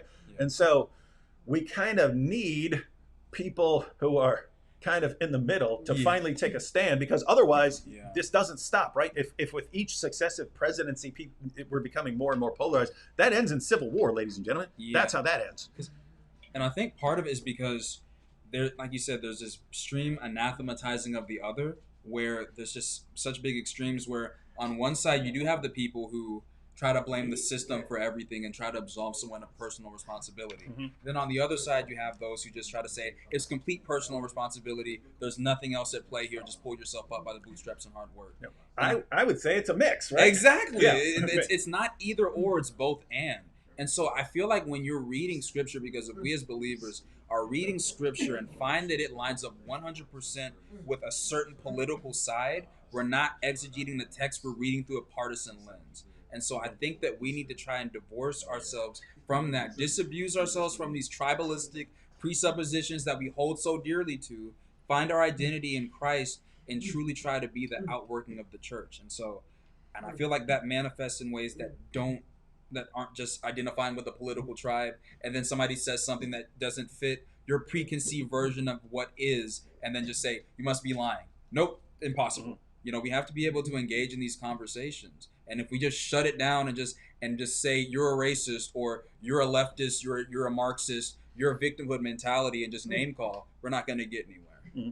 So yeah, so as someone who would be somewhere in the middle between the extremes on a lot of issues like me, I'm guessing you have a similar experience in that I'll say something and I'll get comments saying, look, you're a far left social justice warrior, blah, blah, blah. Yeah. And then I'll say something else in a different circumstances and I'll get accused of being far right, extremist.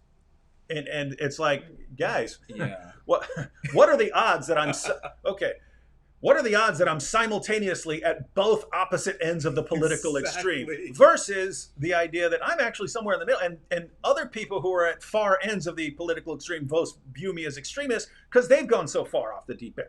Exactly. You know what I mean? All right. Now this one actually isn't for you. Okay. Should I? Yeah. All right. This is for Vada. It's been fun. Come on. Well, actually it's for me, but it involves Vada. All right. Get in the hot seat, man. I done grew up. Jesus walked, said, "Can you beatbox?" Oh, can I beatbox? No, he says to me, "Can you beatbox?" Okay. But you know, you killed that. I know. But historically, the purpose of a beatbox is to give a beat. You know what I'm saying? To give a beat. And why would you give a beat? Yeah. Why would somebody make a beat? Here's the thing. Normally, that would be Vocab Malone sitting here. And I would drop a beat, and Vocab would start freestyling. Vocab's not here. Freestyling is a rare skill. It's a rare skill, baby. A rare skill. A rare skill. You know anyone who can freestyle? Yeah, your boy. Oh, yeah? Your boy. Hey, we're about to break it down here. What are you guys doing? You ready? All right, you ready? Let's go. We're just going. No rehearsal, no practice. We're just going to do it because that's how we do it. And this will, I want to try something. Are you, when you beatbox it, are you able to look at comments? Oh, you want me to give you comments? No. What? Because that's gonna be too many words. Hang on, guys. Right. Hey, how about I can put some comments. Now, check this out. I could tell them to give some comments of things they want you to freestyle about, and I'll put them all up on the screen here, and you can check them out. Does that work? Yeah, but let it be words, because like if it's a sentence, I don't want no sentence. So as I'm rapping, y'all can just put like one word or like 2 words or something like that. And how about guys, give him some words to freestyle about. I'll just start putting them up on the screen. All right, cool. All right, he wants some words. Ready? You ready to go? Yes, sir. You ready to break it down? Let's go. All right, here we go.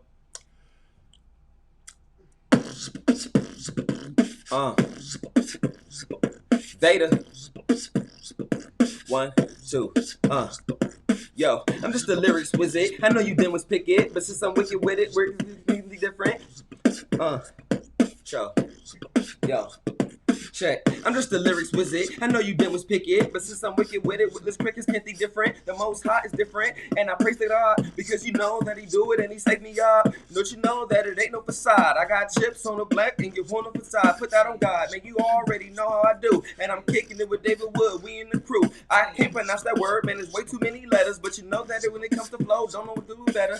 Nobody does it better. I do it best. I got the sauce and I come out the west. Who want problems, man? You know I'm from South Side, South Central, and you know that I'ma do it outright this, and you already know how I do. I said sauce already, let's go to the roof.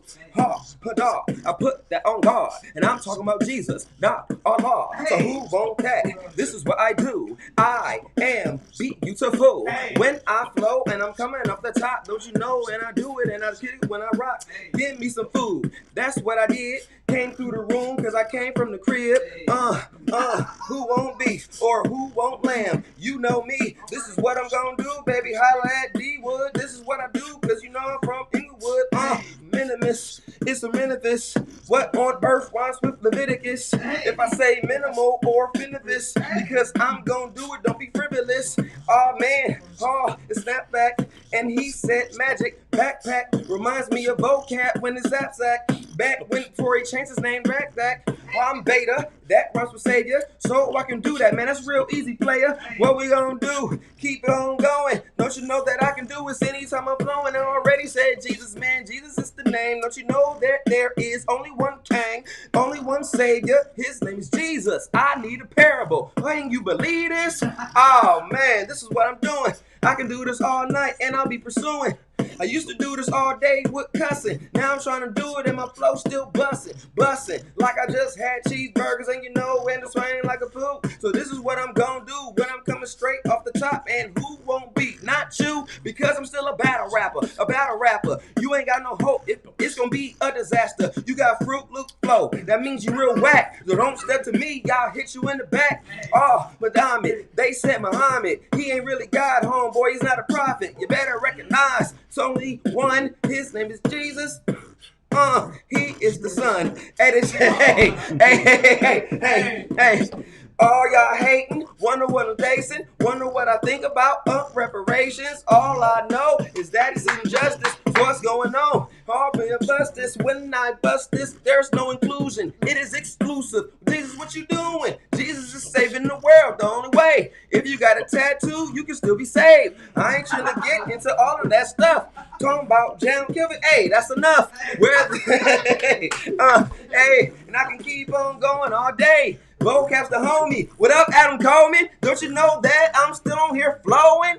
This is what I do before I got saved. Man, don't you know that rapping is easy? Acting like I'm Christian is the hard part. This right here, I can do all day. Calvinism. Yo, go to my channel. I got a 5-part series on it. It features Mott Slick and Michael Holloway. Don't you know you can learn from it all day, don't it? Oh, you talking about cats? I'm thinking about you cats that don't belong in the ring with somebody like me. Don't you know when I start rapping, Thuggish rapper gonna act like he sing? Cause don't nobody want it, don't nobody bust this. Do it in public, you gonna need some justice. Let's keep it simple, this is in the public, you already know. When you dump it, Steph, what you talking about, baby? What's a fancy rap? Is that a hamster or something? Where they do that at? Act 17 apologetics, bro. Don't you know I do it like magic, abracadabra? What's a disaster? I can do this easy. Don't you know that I'm the best? You better believe me. Don't you know I do it like bingo? And I do it like I'm bilingual. Who want that? Want James? And I can quote a scripture from James 1:12. He said, blessed is the man who can endure that temptation. You gotta know your scripture. Look it up if I know that verse off the top. Don't you understand? I do it like meatballs and spaghetti when I rock. This is what's going on, baby. And you know I got heart. Give me a beat. I'm gonna tear that thing apart. This is what I do. You already know. Beta, you know I got flows. Oh, you saying wow, I'ma take that as a compliment. Don't you know that I'ma do it? It is like the opposite. Anytime somebody do it, man, I can rock with it. Coming off the top, now, man, when it's opposite. Hey, where they at? Where they at, though? Don't you know that I'm the king of the cat? So when it comes to flowing, you already knowing. They call me Bing Beta. Oh, man, I'm doing. Man, I'm so fly. I'm so cool, like I'm cooler than the other side of the pillow. Hey man, why y'all messing about candy canes and stuff, man? Y'all better holler at me. Give me something really harder. I can do this all day, and you know I'm really smarter. I'm coming off the top, and it's easy, boy. Man, I already say on the CV sword. Oh man, homophones CH. He said propitiate. It should be a CH in that word, but it's not. Fingers. That's why I don't like the language of English. This is what's going on. Oh, Dimey, do it already. He's talking about salami. Bobby, oh no, that ain't Bobby Conway. That's Frank Turek. He just stepped in the play. Oh, Frank Turek in the room. Don't you know I'm freestyling? They giving me words too. Hey, man, Frank Turek's my big homie. David Wood, I'm the reason that they know it. This is what it's going. I'll rock the beat to sleep. I can keep on going all day from the streets, man. You better recognize. Oh, man, go to the next word. I ain't going. Yo. You threw it off, Shepherd's Ambassador. You ruined it. We were going to go for an hour. I would have kept going, but somebody had to say fart. Ruined it. I'm like, what punchline am I going to say about fart without feeling immature? NC a real one. Type that in y'all thing and subscribe to my channel.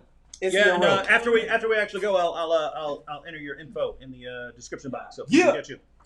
Frank, you want to sit down real quick? Let's go. Let's go. I can't follow Vada, man. You were not invited, but you showed up. I can't follow Vada. He's the man. That's why Frank Turek writes all the Eminem's rhymes. Y'all didn't know that, man. For everybody that was asking, it was Frank talking on the chat. There's Frank. He was going to dinner. Now, Frank. David.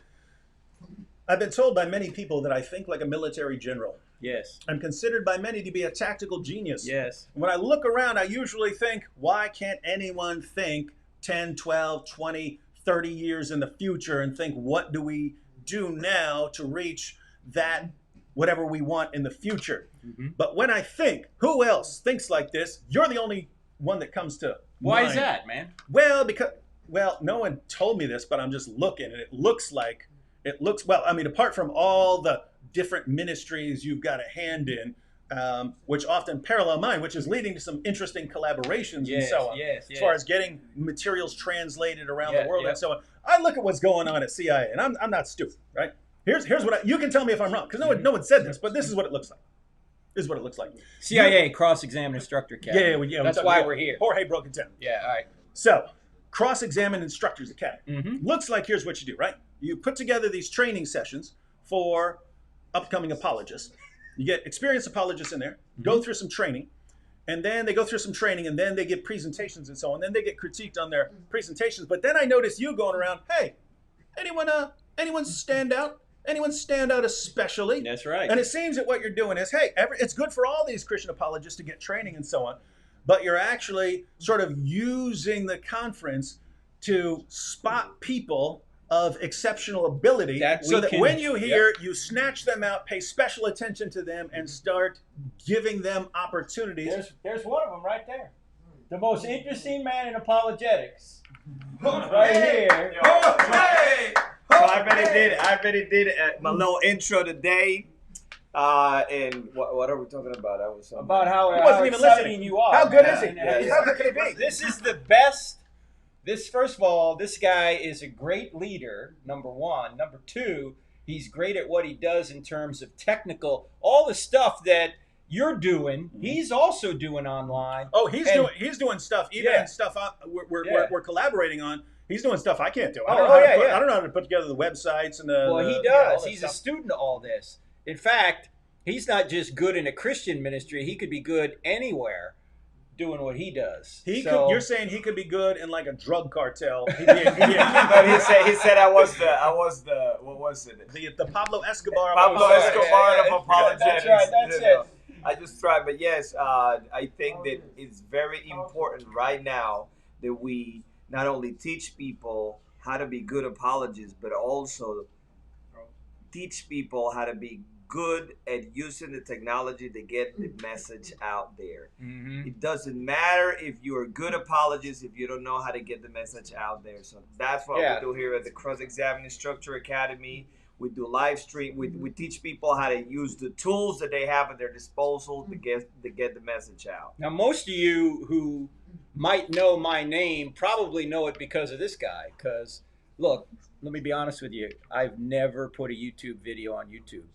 He has, and his team has. That's why you know about Cross-Examine, because of him, not because of me. All right, here's something for both of you. You guys should have some live trainings for all the Christian apologists living in other parts of the world. I would sign up in a jiffy. Just make sure it's free or by invitation. Thanks. So I'm guessing there's stuff similar to that, but it looks like he's suggesting something similar to CIA. Well, we just recorded CIA these last 3 days. So at some point in the not too distant future, CIA is going to be virtual. Yeah. Now, it's not as good as coming. Trust me, it's not as good as... No online training is as good as being there. You can't train the U.S. Navy SEALs online, okay? But it's better than nothing. And so what we're going to do is create an online version of this and then come on Zoom and evaluate your presentations. That's what we're going to try and do. All right, Frank, what do you want to share with everyone? What I want to share is, you guys already know this man. It's his channel. But this man is fearless, and I'm inspired by what David Wood does. And if there's anything I want to ask him right now, I want him to read it easy for me to say. reiterate something that he and I were talking about with somebody else here at CIA, David. Let's deal with this objection that people bring up about you and your tactics. David, you're too rough on people. David, you go after people. David, you're not supposed to mock people. How do you respond? Yeah, well, for years, I was kind of anathema towards everyone, and it was only a couple people. It was only a couple people who really, wanted to have anything to do with me. You were one, right? So you were supporting, and then you actually had me come out and speak and so on. But it has a lot to do with this issue that in the West, Christians have been trained to think that if you make fun of Muhammad or you make fun of the Quran or you criticize, there are Christians who even train other Christians that you don't ever criticize Muhammad, you don't ever criticize the Quran, you just keep the focus on the gospel. And then if someone accepts it or rejects it on that grounds, but you don't criticize Islam and the Quran. It was really ever since I've been involved in this. I mean, I'm talking upwards of 90% of the people, the Muslims who've converted to Christianity that I know only converted after seeing some serious problems with their religion. And Nabil told me after he became a Christian, he said that when you were presenting evidence to me, when we talk about evidence for Jesus' crucifixion, evidence for Jesus' resurrection, evidence for his deity, evidence for the reliability of the New Testament, I was always thinking, after we go through it a while, Christians have a good case for what they believe. They have good evidence for what they believe. Yeah. But I would always think, but I have better evidence for Islam. And even if they were to show me with 99% certainty that Christianity is true, I'm still 100% sure that Islam is true. And your average Muslim thinks that he has that 100% assurance that Islam is true, so that nothing can ever challenge it. Yeah. And then Christians are going around saying, don't ever do anything to dent that 100% confidence. What are you talking about? Islam is the most wide open target of criticism in the history of humanity. So the objection is that, well, it's just unbiblical, just unbiblical. Why is it not unbiblical? It's actually biblical in the right circumstances to even potentially mock something. When does that happen? Yeah, in the Bible. If you're looking at when Jesus or the apostles would mock something, it's usually in the context of religious leaders or religious oppressors who are leading other people astray. So that's when you see the Apostle Paul say to Elymas the sorcerer, you son of the devil, you enemy of all righteousness. That's not nice. If I said to anyone in this world, you son of the devil, you enemy of righteousness, and say, how dare you, David, you're a Christian. That's the Apostle Paul. Right. That's the Apostle Paul. Jesus, when he's talking to the scribes and Pharisees, who were some of the most respected people in that society, woe to you, scribes and Pharisees, you hypocrites, you whitewashed tombs, you brood of vipers. I mean, these are the nastiest things you can say to someone. David, that's and not Jesus very is blasting nice. I know. Right. And so my position is, according to the Bible, it's acceptable to mock certain categories of people. And we know what those are. And for their teachings. Yeah. For their teachings. Yeah. That are leading people astray. Yeah.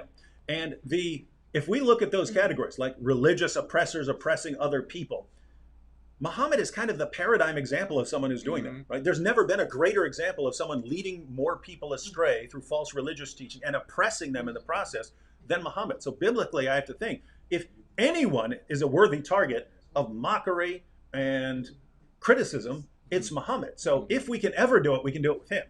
And clearly, biblically, there are times when we can do it. Therefore, I can do it with Muhammad. And you add to that the fact that it's just massively, massively successful. It works. It works in a certain culture.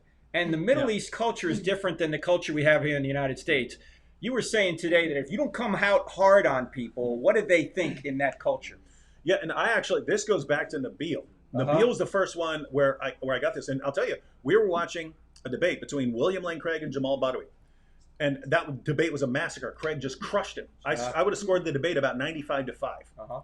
Everything Craig said, Jamal Badawi couldn't answer, and everything Jamal Badawi said, Craig crushed it. And so, I would have scored it like 95-5. Nabil was still a Muslim at this time. We finished, and I said, so what'd you think? He said, Badawi clearly won. And I understand there are people who will just side with their debater. Nabil was not one of them. Nabil was extremely intelligent and a trained communicator. And so I'm thinking, what did he just see that I did not see? Yeah. And if you watch that debate, by the end of the debate, Badawi was so frustrated he started yelling. Right now, we look at that and say, yeah, your guy started yelling. Why? Because he's angry, he's frustrated, he knows he's losing, he's getting desperate. Right. Why is William Lane Craig perfectly calm? He knows he's winning, he doesn't have anything to be frustrated or nervous about, everything's going well, and that's how we're looking at it. Took me a while to get it out of Nabil, but at the end of the day, Nabil was, in his mind, Badawi was yelling because deep down he knows that he has the truth, and this other person is blaspheming and insulting the Almighty, and this is welling up as righteous anger for the blasphemy of this other person. The reason Badawi is because he knows he's right and this other person is wrong. The reason William Lane Craig is calm is because deep down he doesn't believe what he's saying. He can't even get excited about this because deep down he knows he's facing. So it's a different perspective from a different culture. And so just because you don't think it works here in America doesn't mean that it doesn't work overseas. It is working overseas. You're getting comments and emails from people who are saying, I've left Islam because of what you've said. Let me say one other thing about this. Ladies and gentlemen, think about this. It's very difficult for somebody to leave their worldview for another worldview until they start to doubt their own worldview. So how do you get them to do that? Some of you people are old enough to remember this. You remember when when people used to come up to your door, knock on the door, and you'd open the door, and there'd be a guy trying to sell you a vacuum. I don't know if you're old enough for this, David. I've seen it on television. Yeah. No, I do remember. I do. I remember one of those dudes showing up at my trailer, trying to sell me a Kirby, and it's like $1,200. $1,200. Exactly. Remember that? You know how I know? You know how I know? My wife bought one 2 years before we got married, so we got one of those. Hey, check this out, though. This guy comes in, he's giving a presentation. My mom sits there through the presentation because this guy's vacuuming around. And I'm sitting there, I'm 7 years old, and I'm thinking, there is no way my mom, are you stupid? You think my mom is going to spend anything on, are you insane? And so, yeah, so I did. Okay, so they cover your door, and what do? They pull a pillow off your couch, and they'd put like a bag around the pillow, and then they'd suck all this stuff out of it, and it was like all sorts of bugs and mites that would come out of it, and they'd go, you need this vacuum. You know how dirty your couch is? You're sitting on that. You got babies on. Are you kidding me? So you got to buy this thing now, right? Now, that person is only going to buy that thing if they think that their vacuum isn't very good enough, or isn't as good as that one, right? So imagine this scenario. Somebody knocks on your door, brings the vacuum in, and you go, you think that's good. You go in your closet, you think of your vacuum, you go, look at this thing. And the vacuum salesman says, you know what? That's so good, I want it. Let me buy it from you. Is that ever going to happen? No. The vacuum salesman's not going to come buy your vacuum until he starts thinking that his vacuum isn't as good as yours. And so what we need to do is we need to point out that their worldview is deficient before they're even open to our worldview. And that's what David does. And the example that they gave when they came over, I remember it. The guy went over the carpet 100 times with our vacuum. And then said, and I'm going to go over it once with the Kirby, and he went and it sucked up all this dirt. I got a guy here saying, I was a Kirby salesman. I was sitting there thinking, that is good. I do want that stuff sucked out of there, but no way my mom's going for that one. And she didn't. She didn't. Here you have a question from Victor. Victor says, question for Frank. Why do people hold so tightly to young earth theory? Well, I think for many people, they're holding tightly to it because they're taking a plain reading of Genesis 1 based on the paradigm that they think Genesis 1 is trying to teach a time period of when creation occurred. And they're just going back and adding up the genealogies, and they're saying, well, the earth must be 6,000 plus years old. Now, you can certainly take that interpretation of Scripture. That's a perfectly valid interpretation of Scripture. But my co-author, Dr. Norman Geisler, wrote a systematic theology, and he looked at all of the different possible interpretations of Genesis 1. And I think he said there were about 13 major presentations, and all but 2 of them are orthodox. You know, there's like 11 different ways you could look at it. I just took the course at SES, and we look at 7 of them, and one that was heretical, which is the complete myth. And all the other 6 all the other 6 are completely valid. That we can actually take and still say, hey, you know what? You're a Christian, I'm a Christian. We can differ on that, and we're good to go. On our YouTube channel, there's a YouTube video. We won't spend time going into it here, but you know, how old is the universe? And you can see the perspective I take on it if you want to go over there. But I don't judge the motives of people that hold either view. I say, hey, that's a perfectly valid view. You could be right, at least from the scripture standpoint. I think there are two types of revelation, though. There's general revelation and natural revelation.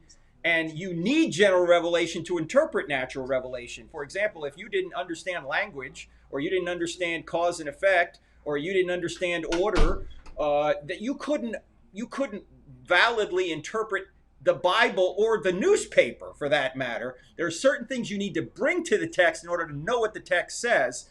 And go look at that video if you want more on that. Yeah, well, I think the problem also comes when people take one posture and make that the gospel, when it's something that is secondary or tertiary. And I think that's where the issues come. So if we stop looking at things that way, I think we'll have a more a strong and united body, if you will. That's right. John Lennox has a good book, 7 Days That Divide the World. Check that out. Here you have a testimony from True Idea Apologetics. That's Adam Coleman. Hey, Adam, what's happening? Adam says, straight up, CIA was a game changer for me. My public presentation style and quality greatly improved because of it. Thanks, man. And he was in New York. He was in Brooklyn with us last year. That's why we do it. Yeah, right. And all right, anything else to share with everyone? No, man. I just want to say thanks for the work you're doing. Very few people have his guts and intelligence at the same time. So if you're out there and you haven't signed up as a subscriber or you haven't signed up as a supporter, what are you waiting for? Do it. He's got a point. Yeah. And in fact, he's building a whole apologetics empire last I checked, right? Yes, sir. It's an empire. Right? It's an empire. So help him out, all right? Because if you help him out, you're helping out the body of Christ, not just nationally, but globally. In fact, Dave and I were meeting with people today that are taking our videos, my videos, his videos, and putting them into like 6 or 7 different languages. Urdu and Tamil and all these other languages. Farsi. They're taking the videos and they're putting them up on different channels on YouTube. So people in Pakistan, Iran, Bangladesh, India, these predominantly Muslim countries can get the truth. So he's doing a lot of great work, this man right here. So make sure you support him, all right?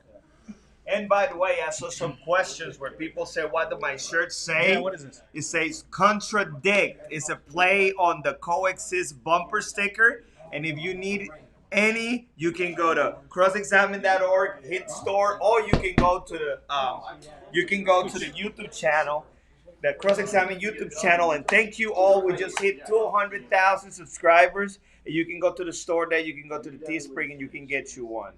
Hey, we've been going quite a while. We want to get off here pretty soon, but why don't you give everyone a little quick story, just so they know you, so they get to know you. Okay, well, my name is Jorge Gil. I'm originally from Costa Rica. For everybody who don't know me yet, I'm the executive director for Cross Examine.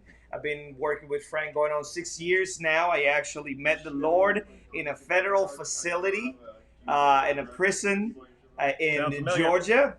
And the Lord changed my life. I was down for 9 months. When I came out, I fell in love with apologetics. I remember listening to Ravi Zacharias on the AM/FM radio, and I was surrounded by Muslims, by Baha'is. I was surrounded by Hindus in a federal facility of people who were going to be deported. For some reason, God allowed me to stay here. I came out. I started studying apologetics, and I went to the Cross Examine Instructor Academy. That's where I met Frank.